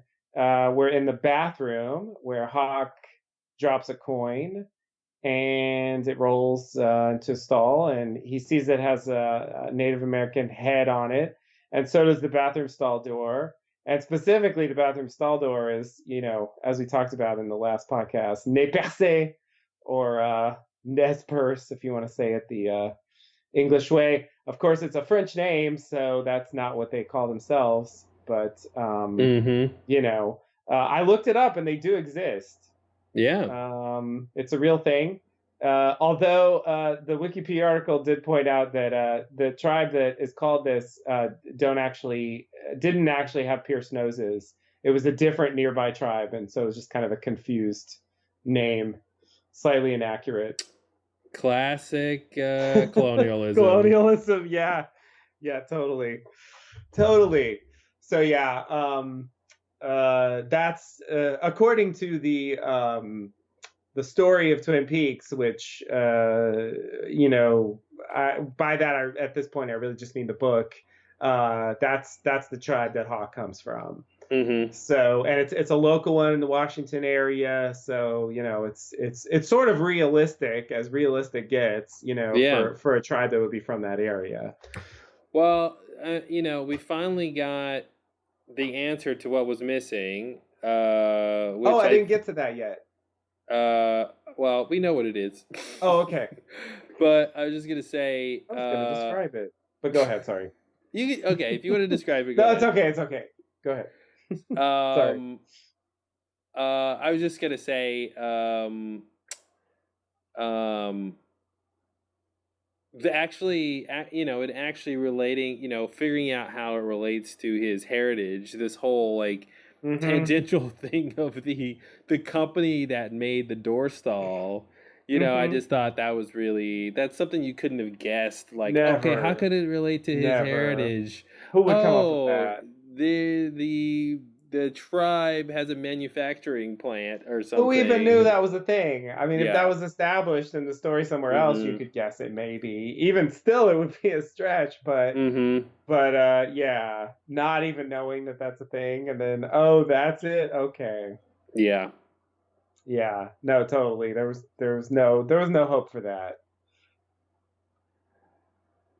All right, you want to finish up the rest part? Okay. So then he sees that the inner covering on the stall door is coming off, and he decides to get a screwdriver and remove it. Deputy Chad comes in and says he's gonna tell, but Hawk keeps working on the door anyway, and eventually digs out some pages that look like they might be from a diary. What? Yeah. I hope it's not anyone's diary that we know. I bet it's not. Wow. So yeah, I mean that's huge. Huge. So what are we thinking here in terms of how this got here? How? Oh God, you had to go to the hard one. God damn it! How I got there? Yeah. Jesus. I mean, the prime candidate that I've seen pointed out is Mike was in there. So maybe he planted the pages there. Mike, Philip The Gerard true Mike. Mike. Yeah. Okay. Yeah, Mike from the Black Lodge, because that's where he had his without chemicals he points like crazy moments. And he was also at the sheriff's station. Yeah, well, it was the same time. He was there to sell shoes, and then he goes in the bathroom and so maybe he planted the pages at that point. Wild guess. But he okay. So we're thinking that he was able to just slip the pages in the panel, not that he put that panel up there or anything like that. Yeah, that yeah, would be yeah. ridiculous. Yeah, he's just slipped them in there. He slipped them in there, but how would he have them? How would he have them? How would he have them? How would he have them? He asked. So let's start chronologically. When is okay? So we don't know what the pages are. How would he have them? Well, so. Well, I thought Harold told Laura to tear pages out of her diary about Bob. She did? Or I'm sorry. Bob tore pages out of her diary. They were about him. Yeah. But Harold, I'm sorry, and then Harold told her. Didn't Harold have her make the fake diary or something like that? I thought he was the one who told her to like hide her diary or. I thought they just said he told her to write the diary. I'm assuming that. I mean, he didn't believe Bob was real. I assume that she just hid it because she didn't want Bob to read it. But there's two diaries, right? Yeah, there's two diaries, and I guess I don't think Harold has any specific lines about the, not secret diary. So not that I remember. But she gave him her diary. Yeah, the secret one. Yeah, the secret one. And then that's when Donna was trying to get it back. Donna and Maddie. Yeah. But they don't get it back, right? No, they don't get it. They leave it there when James shows up. So is that the last time we see that diary?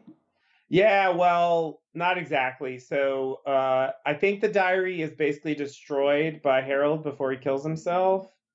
But he did leave a page from it next door, or at the Tremonds, who are no longer the Tremonds by the time they go back there. Yes. I mean, they are the Tremonds, but they're not the true Tremonds. Anyway, whatever. It's not Black Lodge people there. We're not the Tremonds you're looking for. Exactly. So he did leave a page there, and that's the page that Cooper gets, and it describes the dream where she told him to kill her. Okay. And that's in the episode where he figures out that it's Leland. Mm-hmm.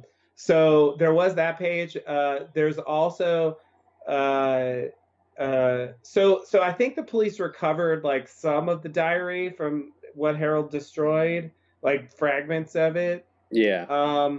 So you have the page Harold left, and then the pages Bob ripped out. And the pages Bob ripped out were scattered to the wind at the end of Fire Walk with Me, and Hawk supposedly finds those, I believe. Am I wrong? That he finds the bloody towel and pages, if I'm not mistaken. He finds like parts of the pages at least. So I guess one possibility would be that there were more pages that Hawk didn't find, and Mike got those. And that's what these are. That's a great idea, because Mike was out there looking for Bob that night. Absolutely. So that's a possibility, I would say. Assuming this really is Laura's diary, which seems like the most obvious. But it doesn't really... Does that... Oh, maybe that does tie in, because I gotta... okay. So after Laura dies, he finds some pages, and then he... hides them in the bathroom stall in the police station. When he goes to the police station to help them or whatever, or to sell shoes, whichever time it is, he decides to stuff the pages in the bathroom. Yeah. To wait for 25 years. It's pretty bizarre, but until the log lady has a message from her log. Now, how the log got the message, I don't know. Well, but somehow the log knows Yeah. to tell Hawk something's missing. Okay. Yeah. Sounds about right. All right. Well, I can't wait to see what these pages say. Yeah. I'm assuming it's Dale's in the lodge, or Well, yeah, that's the speculation. There's a screen cap out there that looks pretty clearly like Annie's on there. So if that's true, then maybe we'll finally get Annie mentioned, and they won't just write her out of the story completely. It's gonna be weird. I'm still waiting for the explanation of what happened with the book, but if that's true, but yeah, that seems like the most logical thing. On the other hand, what good is that going to do now? Cooper's already out. Like that idea when it was planted in Fire Walk with Me was really for a plot line where Cooper's stuck in the Black Lodge and they have to go try to get him out of there. But that's kind of already happened. Well, I mean, the big thing is to give them a sense, to give them something that will recontextualize his disappearance, right? So number one, that's a big thing. True. If they had noticed at any point that he was acting different after he came out of the Black Lodge, that might help them understand what's going on. Right. So I think that's the only real thing it can do is kind of give them a leg up on like what the real stakes are here and like what really happened back then, and Hawk might, because Hawk was able to tell when Leland wasn't Leland, when they had Leland captured and Bob was throwing himself against the wall and he's like, that's not Leland, so maybe he had a hunch about Cooper back in the day, but didn't mean anything, but he'll read these pages and it'll make sense, or because Hawk is the one who said in the Black Lodge, you'll meet your doppelganger. Right. Yeah. So he knows about doppelgangers. Obviously, he knows the sort of the history of his people's beliefs. Yeah. But particularly the doppelgangers. So maybe he might put two and two together and be like, and realize that you need to be on the lookout for a doppel Cooper. Right. Yeah, but it's interesting if it does if it mentions Annie and if that'll bring Annie into the story at all. I haven't heard if Heather Graham's on the show or not. I'd rather be surprised and see what happens. Yeah. But and like you said, answering the discrepancy in the book about erasing Annie and what that could have meant or why that would have happened. Yeah. I don't know what to expect exactly, but I feel like if they're going to mention her now and she's out of the book, then there must be some kind of specific explanation for what's going on there. And hopefully that will become clear. But it could just be that the book's wrong, right? Well, yeah. You're right. It could be as simple as that. But I don't know. A lot of people have asked Mark Frost about it, and he gives these vague answers about like wait and see or something like that. So it makes me think that It makes me think that once the series unfolds, somehow it'll become clear what's going on in the book. Mm-hmm. Yeah, I mean, what could it be? But yikes. But I have to say, I actually didn't think Hawk would find the thing this fast. I thought it was going to take a few more episodes or a few more parts before we got there. Mm-hmm.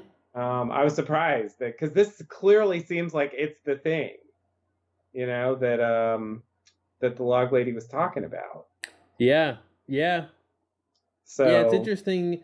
Well, it seemed like they had exhausted what they could do with the actual evidence from back in the day, and that was like it.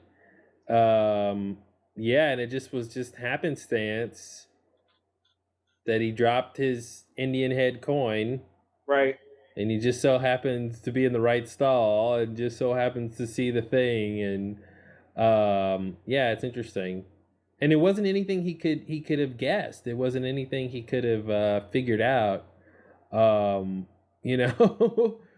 no way. And it wasn't about the bunny. Yeah, seemingly had nothing to do with the bunny. Lucy Most can rest likely. easy. Yeah. For once. All right, so you ready for the next scene? Mm-hmm. All right, so then we go to the office in the sheriff's station, like the call center room. I don't know. It's like this crazy new room that was That's clearly been added there the after the whole original. time. Yeah, okay. Let's just say the opposite. Yeah, so we go in there. We have Chad, Deputy Jesse, Sheriff Frank Truman, and Maggie Maggie in the the call cat? station. No, You're like, no, not at all. Maggie the cat. Is there a cat in the scene? No, that's a Cat on the Hot Tin Roof reference. Oh. Sorry. It's been too long. I forgot that was a Maggie. It's never too long for Tennessee Williams. Say that again, I'm sure. I feel like that'd be a great bumper sticker.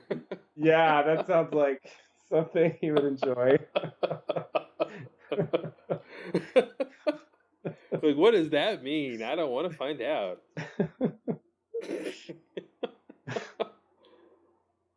Oh, yikes. Oh man. So Doris, who's Frank's wife, comes in and complains about her dad's car, and then as Frank and her walk away, Frank and she walk away. We find out that their son killed himself. I guess he was a soldier. And Deputy Chad, who's clearly the asshole in the sheriff's station, mocks him. Yeah. And and insults Doris, and Maggie sort of defends her, says she's that way because of what happened. So we get this little, I guess, extra detail about this character, like why she's like that, I guess. Yeah. She's not just like that because she's a woman. Which is what I assumed. She's like that because she can't handle her grief because she's a woman. It is. Is that how? But there's a step 2. There's a step 2. Yeah, no. It's not just one step. Woman, therefore, nagging all the time. It's, you have a middle stage. Yeah, I was surprised. They actually added that. She's got that thing like Nadine had, where she's just always harping about something to Ed, and I don't know what that is from a archetype standpoint, but I'm interested to see, what nagging wife, I think. Yeah, the nagging wife, but I mean, like, why is that a thing here? Oh, like, why, why is that a thing we need to see? Why is that a thing we need to see? Yeah, totally. Yeah, what is that saying, about... There's a bit of that with Janie E as well. Although in her case, it's kind of justified. I would be nagging too. Yeah. But yeah, I thought that was interesting. We got a little detail on Doris. And that he just kind of has to placate her and, and just deal with it. It's interesting that Chad's the asshole of the group for no apparent reason. He's not just an asshole. He's like doing dirty deals with Richard down at the Roadhouse. It's just like, God, like he's basically like the Richard of the sheriff's station. He's horning it up, horn style. Yeah. If I didn't know, he was a Botox, or I forgot what his name is. Boxley. I forgot the name now. Yeah, something weird. Yeah. I wonder if we're gonna get Broxford. a second level to any of these other cop characters. Will we see why Chad is this way, or is he just sort of a one-dimensional asshole? Yeah. But because there's a lot. I mean, he sort of reminds me of the deputy character in Deer Meadow from Fire Walk with Me. Like that guy was just kind of an asshole and also involved in drug dealing. Yeah. So it seems like they're going back to that kind of type. Yeah, that makes sense. So I guess I don't expect a second part, but who knows? Yeah, just because, that was a small story for a part of a movie, True. versus like this being this whole long thing, and like, building this whole set for all these Yeah, characters, and yeah, like even showing that he's got this much going on, right. or and is involved in like, because it's kind of like these like tertiary characters are talking about like the secondary level characters, Yeah, it's funny. It's it's funny. interesting, and Yeah, it's like, so what does that mean? Are we going to explore characters anymore? that Because don't make even choices. who's the other guy next to Chad? Jesse, He's Deputy like Jesse, quiet. He's like super quiet, and I'm Jesse like, Pinkham. there's Yeah, got to be some point where the reason he's on the show happens, right? right. Yeah, yeah. So far, he seems like a Cappy type, Oh, Cappy. quietly in the background doing work, but not saying much. Mm-hmm. Maybe he'll get knocked out in some scene.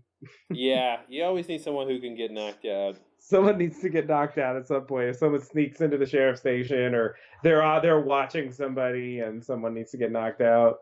Mm-hmm. We'll see if that happens. Well, and then the next scene is just the end, right? The song. Yeah, the next scene we go back to the Roadhouse. Sharon Von Etten performs us out of the episode, or part, I should say. That's the end. Yeah. Yeah, wow. What a weird way to end. Mm-hmm.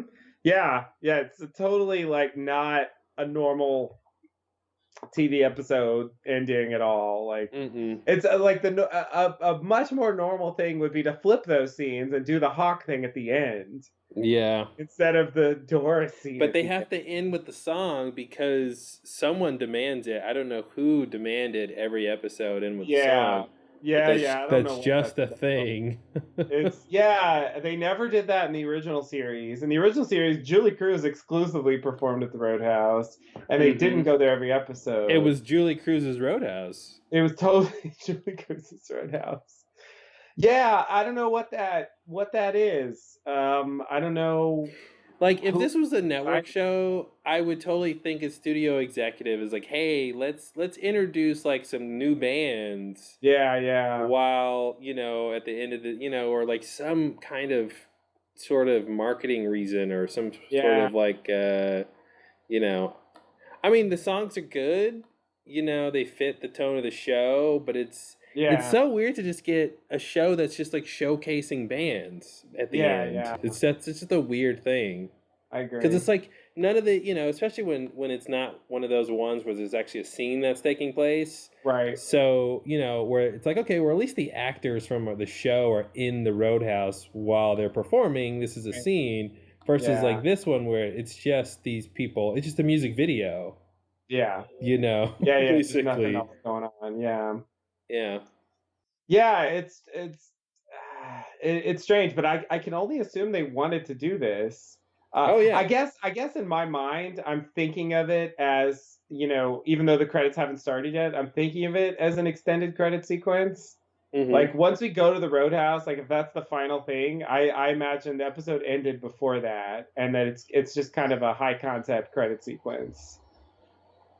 Mm. Well, I buy that to a degree, but I think, you know, They take a the while to the run the credits credits. start when the show's not over till the Yeah, credits start, yeah, yeah, and yeah. that they include it for a reason. It takes a But while. because it is part of the show, it's setting, Yeah, having this tone and atmosphere. But yeah, I agree with you though. I do kind of take it like that. Like, okay, well, the episode proper is done, right, done. Yeah. guys? Because this That's just is. why the last episode threw me because we go to the Roadhouse and I'm like, oh God, it's over. But then it really wasn't. Mm-hmm. There was like stuff that happened in the Roadhouse and there was stuff that happened after. I think they're So going to keep playing that game because they don't want us to get lulled into thinking every time you go to the yeah, Roadhouse and a band is playing, then it's the that's end. the end. Yeah. Yeah, yeah, I agree. I agree. But yeah, it's strange. I don't know. Someone should ask. I'm curious what they're Mm-hmm. doing with that because that's the kind of thing I feel like David Lynch could potentially answer Yeah.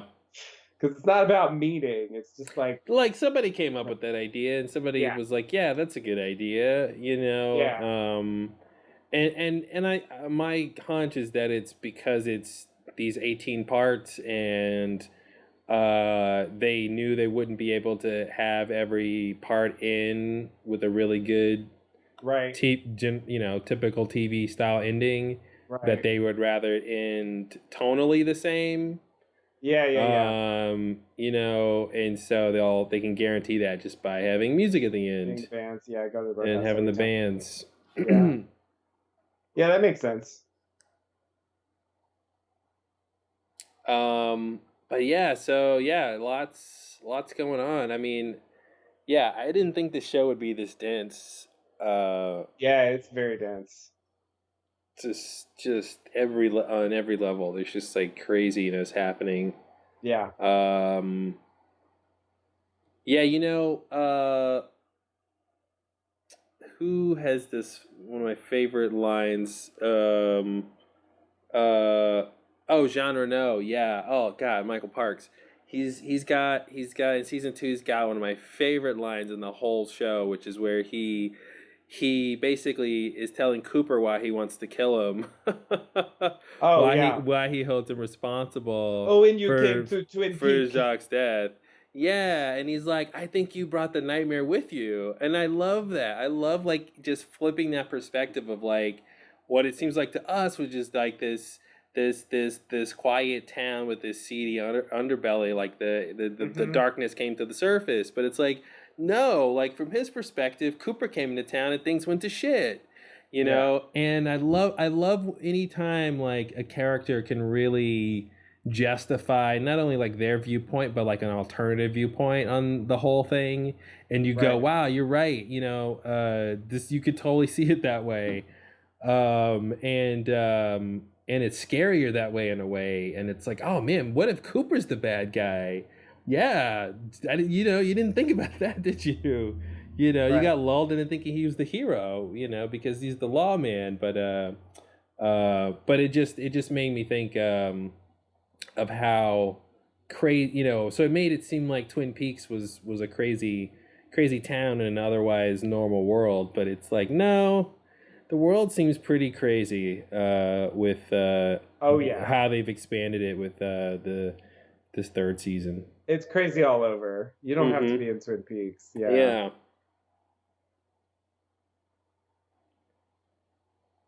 Yeah. Oh, so much. Jeez. I love we're getting so much Albert. Oh yeah. Yeah. There's that Great. scene when Albert comes back into town, and this is like an episode or two after Cooper is like out of the FBI, Oh yeah. Mhm. and he comes into the sheriff's station, and he like gives Harry this big energetic hug. They both Yeah. like embrace and they hug like they're best friends, Yeah. and then he gives Cooper like this well-meaning handshake. Yeah. That always that always surprised me, because he's known Cooper longer. Yeah. Yet they make this point to say he really, he and Harry really like reconciled things and became good buddies. But Yeah, so it's it sort made of like me, Harry punching him yeah, somehow like forged a bond. yeah, it's like they could get over it now, and that was the whole surprising thing with Albert, where he's like, I can't punch you back because I love you, like Right. he I goes in this follow the whole path of dial. nonviolence. Oh, it's Yeah. crazy. It's insane. It's one of those like characters never get to talk like that, Yeah. Like, here's my life's philosophy in a nutshell, right here, right now. I'm just gonna lay it on the line for you. Yeah. Yeah, I love that. But anyway, it makes me think if he does go back to Twin Peaks, will he ask about Harry? Oh yeah. Have they kept in touch or Yeah. anything? But yeah, I want more Albert. I want more Cole. Yeah. Yeah, I want more of everything. This show's insane. Yeah. Yeah. Totally. I agree. And yeah, I can't imagine watching this having seen the previous stuff. Like, Yeah. It's hard enough as it is. because you won't I know. don't need more problems. I was gonna say you won't know what's normal, but you kind of don't know what's normal either way. True. But yeah, you don't have that barometer of what's been done before. Right. But yeah, and I'm hoping we get, like I said, I hope we go back to the fat trout. I hope we. Yeah, I think we yeah, have that's to. my favorite theory is Red being the Traymon's grandson. I hope that's true. That would be the coolest. That just would be the coolest thing. And it kind of makes sense, right? It's like you could almost think that if David Lynch's real son, who played the grandson, grew up, he would be Balthazar Getty. Right. I'd buy that. Yeah. That's strangely sort of plausible. Yeah, sure. I'll buy into that. I mean, the other Lodge characters, aged. Mm-hmm. So, just to be consistent at the very least, it makes sense. Yeah, and he's a crazy character who we saw out. We saw him in the real world, Yep. which is which lends possibility that this could be him. And yeah, maybe after the grandma died, he took a wrong turn. Maybe somebody killed her. Mm-hmm. He's got a chip on his shoulder. Right. Could be. But yeah, his name's Red, so I'm curious what they're gonna say about his backstory. Yeah. Yeah. I mean, could he have any crazy parentage? Anybody we know? I mean, he would have had to have been born already. Yeah. Yeah, on the original show for him to be Yeah. around that age. Yeah, so most likely no. I mean, I guess I assume since they didn't give him a notable last name that he's not supposed to be anyone's kid. He wasn't even supposed to know Twin Peaks. Mm-hmm. Yeah, that makes sense. Okay. Just trying to figure this guy out. Yeah. It's tough. It's a really weird character. Cool. Anything else? I guess that's it.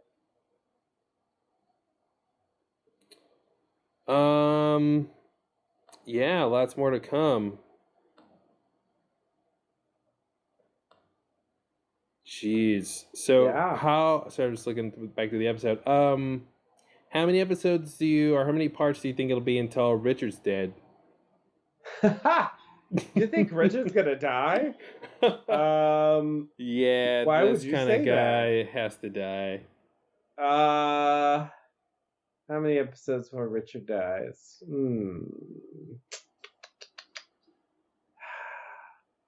I really, I would say at least 5. At least 5. So you Yeah, think by I number think he's got a 11? ways to go. Okay. Episode count wise, like we won't necessarily go back to his story in every episode. Yeah. So, like that's part of why I'm saying that. And also, like, there's this whole thing of hitting the kid and the witness, and I feel like that's got to play out somehow. And this whole thing with Red, it just seems like there's enough there to occupy a number of episodes. So yeah, I would say no earlier than like episode 12. All right. Part 12, let's say. Well, I can't wait to see who his parents are and what they have to say about his behavior and their responsibility for it. Yeah. Yeah, that's going to be a weird one. Yeah, and it's like, if he's Audrey's kid and Audrey's the billionaire, could those two things be the same? It could be. I mean, yeah, Audrey being the billionaire is definitely a good theory. Especially since we haven't seen her yet. Mm-hmm. It makes me wonder how, she's going to enter the story and if she's not just like working at the hotel or whatever, then they could definitely say that she moved away. Maybe she's in New York, or maybe she was in New York or whatever. Set up that box, that whole crazy thing. Man, doesn't it feel like that box was a long time ago? So long ago. Like so long ago. I thought we were going to get a ton about that box. I thought the box was like key to the season. Yeah. You know, I thought like it was. I thought it would be. Well, that's the box Cooper's going to come back in when he comes back. Yeah, me and too. they just like literally flew through that and was it was half nope, true, but nope. no. Yeah, he passed through there, but he didn't come out. And yeah, why was the guard gone? You know, what was Tracy really up to? You know, it's like there's lingering questions there. Wow, how could we ever get? Well, I guess we could get answers. There's some way we could get, depending on who. If somebody like hired Tracy. Or... Yeah. So, I guess if I think Lorraine is the one who got the job, then that means it's not Tracy, and so you know, that leaves open like who it was and why, what they were trying to do, whatever. If anything, I mean, maybe it was just innocent and it just looked suspicious. I don't know. Mm-hmm. Well, and you know, what is the FBI doing about that monster? Yeah, I know, right? I mean, that should be pretty surprising, right? Like to get photographic evidence of that thing and to see what it was able to do to Sam and Tracy. So I feel like that's. I mean, that should be a thread we were following, right? Like, I mean, if there's any, because I guess I have the sense it's on the loose, but that's not necessarily true. It could have gone back to wherever it came from or something. Yeah. I mean, if it's on the loose, they certainly haven't told us. Yeah, I was just thinking it, you know, went out into the world and kept doing whatever it wanted to do or something. Yeah. But yeah, maybe it's gone, but until we don't have to like follow up on it. Right. But yeah, what a crazy. But just the fact that they have evidence of that is crazy. Oh yeah. Yeah, it's clearly a part of that case. So yeah, maybe they'll make some progress on that. Maybe Diane will help somehow. I don't know why she would have anything helpful to add on the box, but it's connected. That whole case is connected. So we'll see. I don't know. Maybe it's gonna be like episode 17 before we understand how the box ties in. I wonder if the pages Hawk just found allude to Cooper being in the Black Lodge, and if that will like make Hawk like basically call the FBI, call Agent Cole, and tell him, hey, I know where Cooper, you know, basically say something about the location of Agent Cooper, and maybe that'll, you know, connect those two story threads there, and then, I'm trying to find a way where Cole, Albert, and Diane all go to Twin Peaks, right, and go to the double R. Yeah. That seems like a logical theory. Yeah. That it seems like that should connect to the issues they're having with Evil Cooper right now. Mm-hmm. So, and I do expect the story to converge on Twin Peaks at some point. I know they're all over the place right now, but I do think that eventually they will end up like largely back in Twin Peaks. Yeah, think so. Because, you know, like the New York thing is seemingly like done. I mean, we might address it again, but it's not a location we seem to be going back to. Mm-hmm. You know, South Dakota, you know, is still in play. Like real quick, Hastings. Like, are we done with that?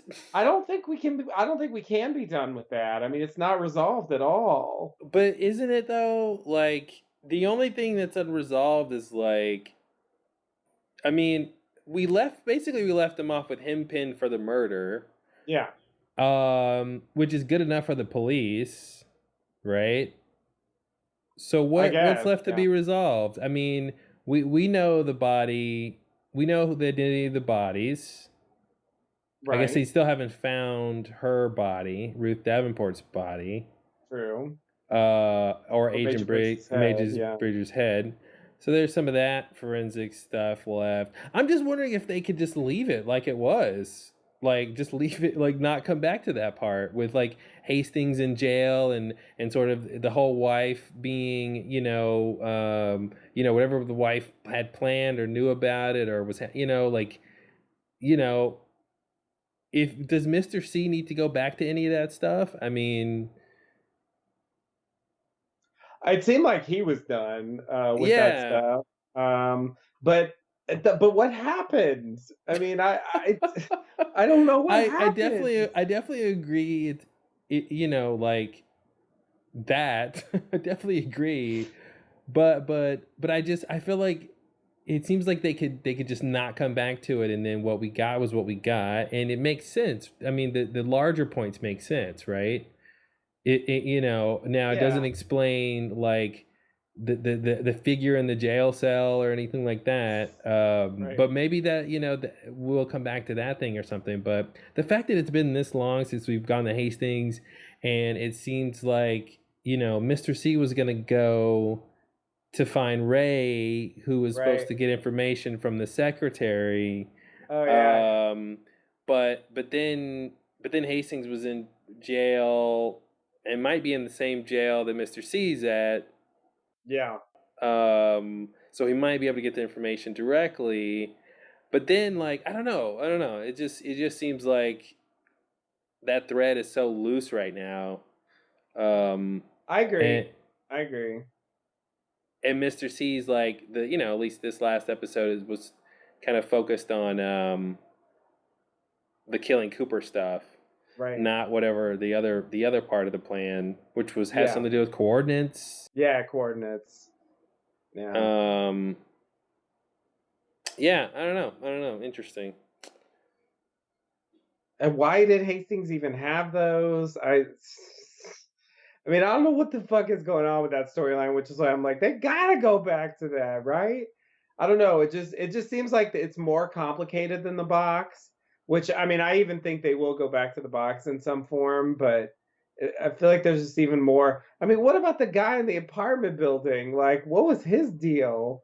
Like the Oh, the guy who had what do you mean the guy who worked there? yeah. Yeah, who like had the Yeah. phone and he was like had the money or Had something, some deal and with his manager's brother or something. It's just like that was like 20 lifetimes I ago. know, I That know. doesn't seem relevant at I all. agree it doesn't seem relevant, but then why did they, I mean, why did it even come up? Yeah, no, I mean that seems like something they're gonna come back to. I mean, like everything's not resolved for sure, so Yeah. the sun is also So hot. true. Yeah. I just wanted to state something that was obvious. Yeah, yeah. And it shouldn't be. I mean, this is only part 6 of 18, so we're a third of the way through, so there's 2/3 of the story left. Plenty of room for things to happen. Um, and yeah, it's not clear exactly what they're going to focus on or where this is going. I mean, apart from very broad strokes, uh, it's really hard for me to specifically predict what the plot's going to be. Which, I like, think there's like 20 plot lines, right? yeah, something like that. At least. That's yeah. That I sounds mean, accurate. Dr. Amp had his own plot. I mean, he's got Yeah, his own thing. I mean, yeah, that yeah, what, Jacoby's up to yeah. was worthy to be included, That was the whole thing. Yeah. you know. And it's still don't know what the point of that was. Me either. Will we ever So find that so that out? that's so that's the thing. That's what I feel like it's like, this whole Hastings plot line is like, maybe it'll be unresolved and we'll just be like, I guess I'm just gonna repeat myself. But what we got was what we got. Right, right, And it made some general sense. right. And It could be. they're gonna move on now because it seems like Mr. C's plans have changed in some way. So maybe the Yeah. coordinates aren't relevant anymore. Maybe he needed them faster. Yeah. But maybe gives him something to latch on to once he gets out of prison, because he's got to get out of prison. Yeah, definitely. I don't know. I expect that to happen before too long. Mm-hmm. Um, Or maybe the Count of the Moon was a call for help, that he's in prison. could be, could be. Yeah, I guess the scenario I imagine is like they talk to Diane, they figure out like something's wrong with Cooper, and then he escapes, something like that. He like takes her hostage and demands to be released, and steals a car and drives away. Maybe, for example. What's the most basic way he could get out? I mean, it totally could be something like that. I mean, he's not above doing the simple way. We've definitely Mm-hmm. seen him do that. So Yeah. it doesn't have to be a crazy thing, but it could also be a crazy method. Mm-hmm. Because he's got some crazy weirdo powers, seemingly. I mean, it seems like he could have. I mean, I don't know if this is the case, but if the jail cells were electric based, it seems like he could Oh yeah, just open all the cells and just like electrify walk and out. yeah.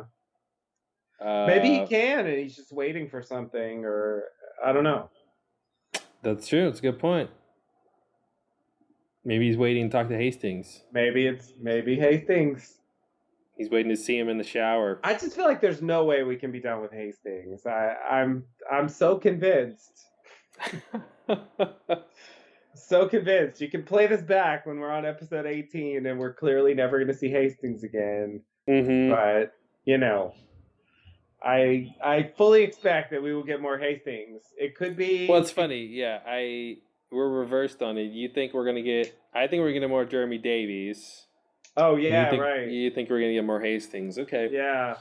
Yeah, I feel like it's way more likely. I mean, the Hastings thing is just so much more involved than anything Mm-hmm. involving Jeremy Davies, So Mm-hmm. it just seems more likely to. I don't say there's no way we get more Jeremy Davies, but it just seems much more possible to me. Oh, sure. Um. So yeah. I definitely would come down on that side of things. If I had to. But we'll see. Yeah, we'll see. I mean, we don't know why Hastings killed Ruth. Right. And how what happened exactly? Was he Mm-hmm. possessed? Was he, I don't know, hypnotized? Did he just dream it? And did Evil Cooper send him a dream? Did Evil Cooper plant his print? Or were they just there by coincidence and he framed him? Like what happened? I have no idea what happened.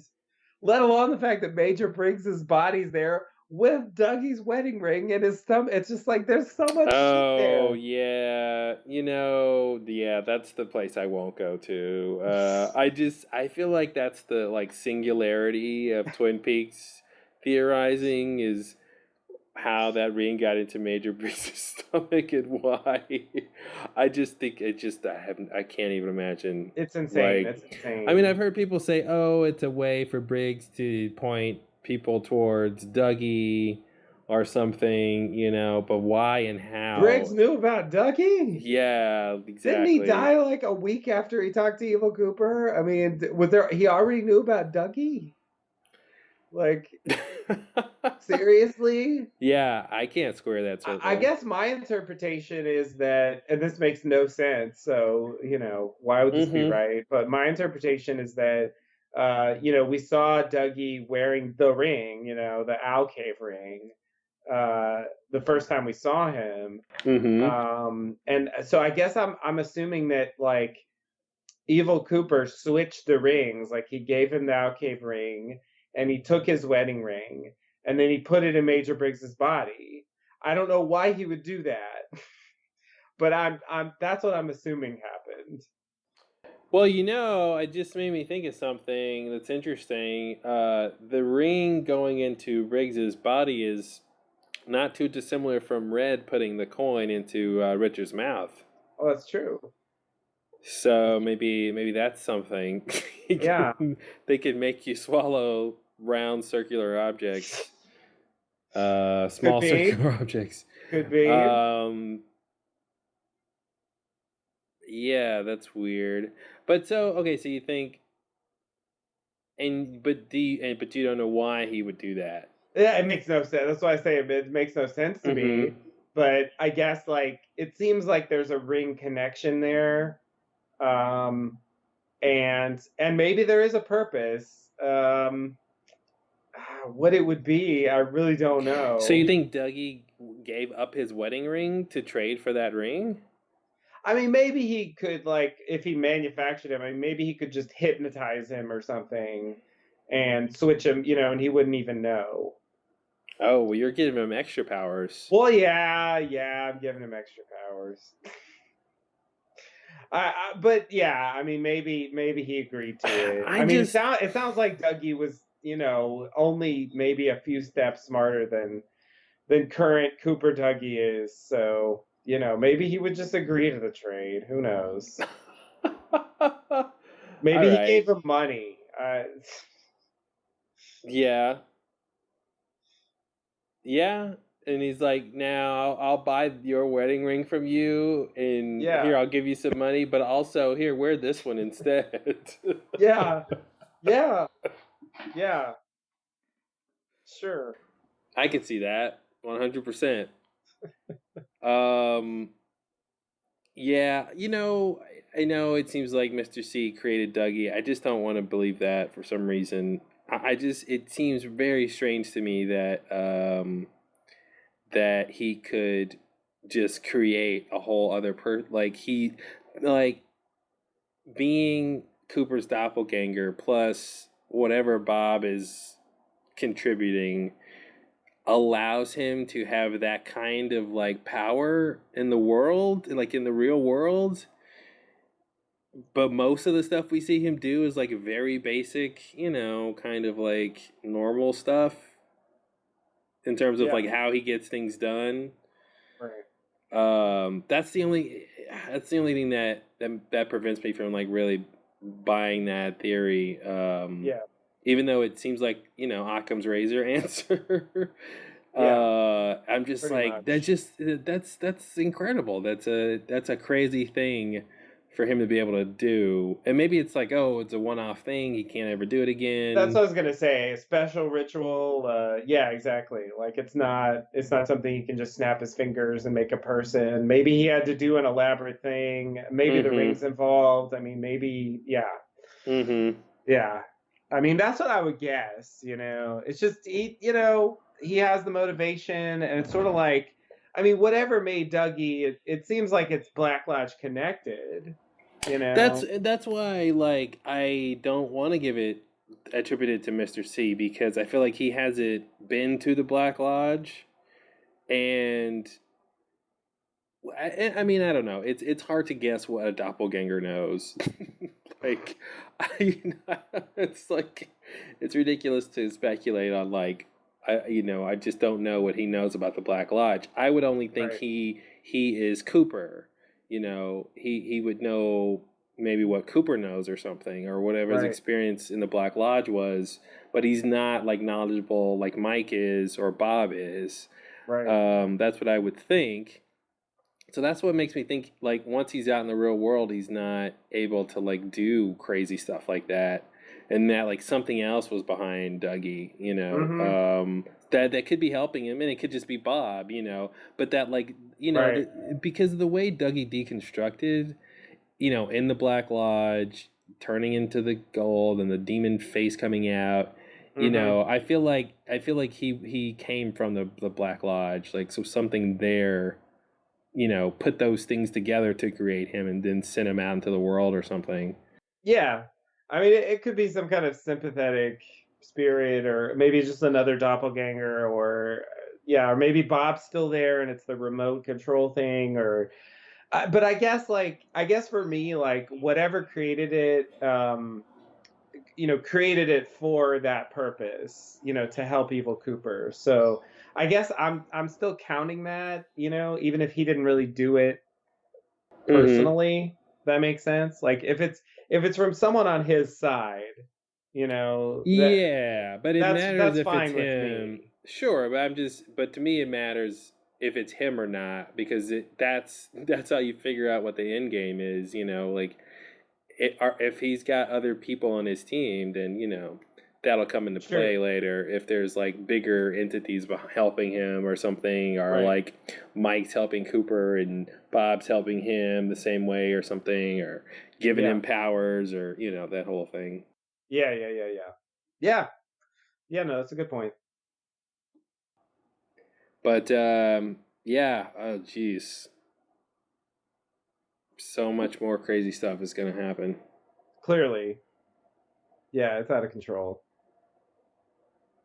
And will they ever fix Doris's sink? Tune in next week. Will her dad's car ever run right? That's the biggest mystery I can think of.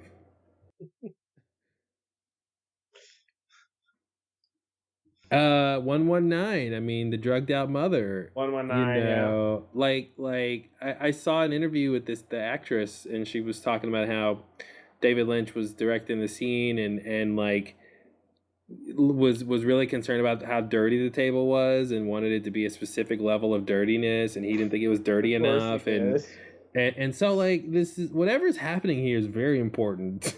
Yeah, yeah, yeah. Like the details are mattering, and she's speaking backwards 911 perhaps. Right. But why? This red balloon mystery that's happening, she's got a red balloon behind her. There's been red balloons in other places. Right. Why? Good question. Red balloons. Why? Because dreams. That is the one and only answer. It works every time. It does. All right. Well, thanks for listening, everybody. We'll be back next time with part 7. Yeah, sounds good. See you later.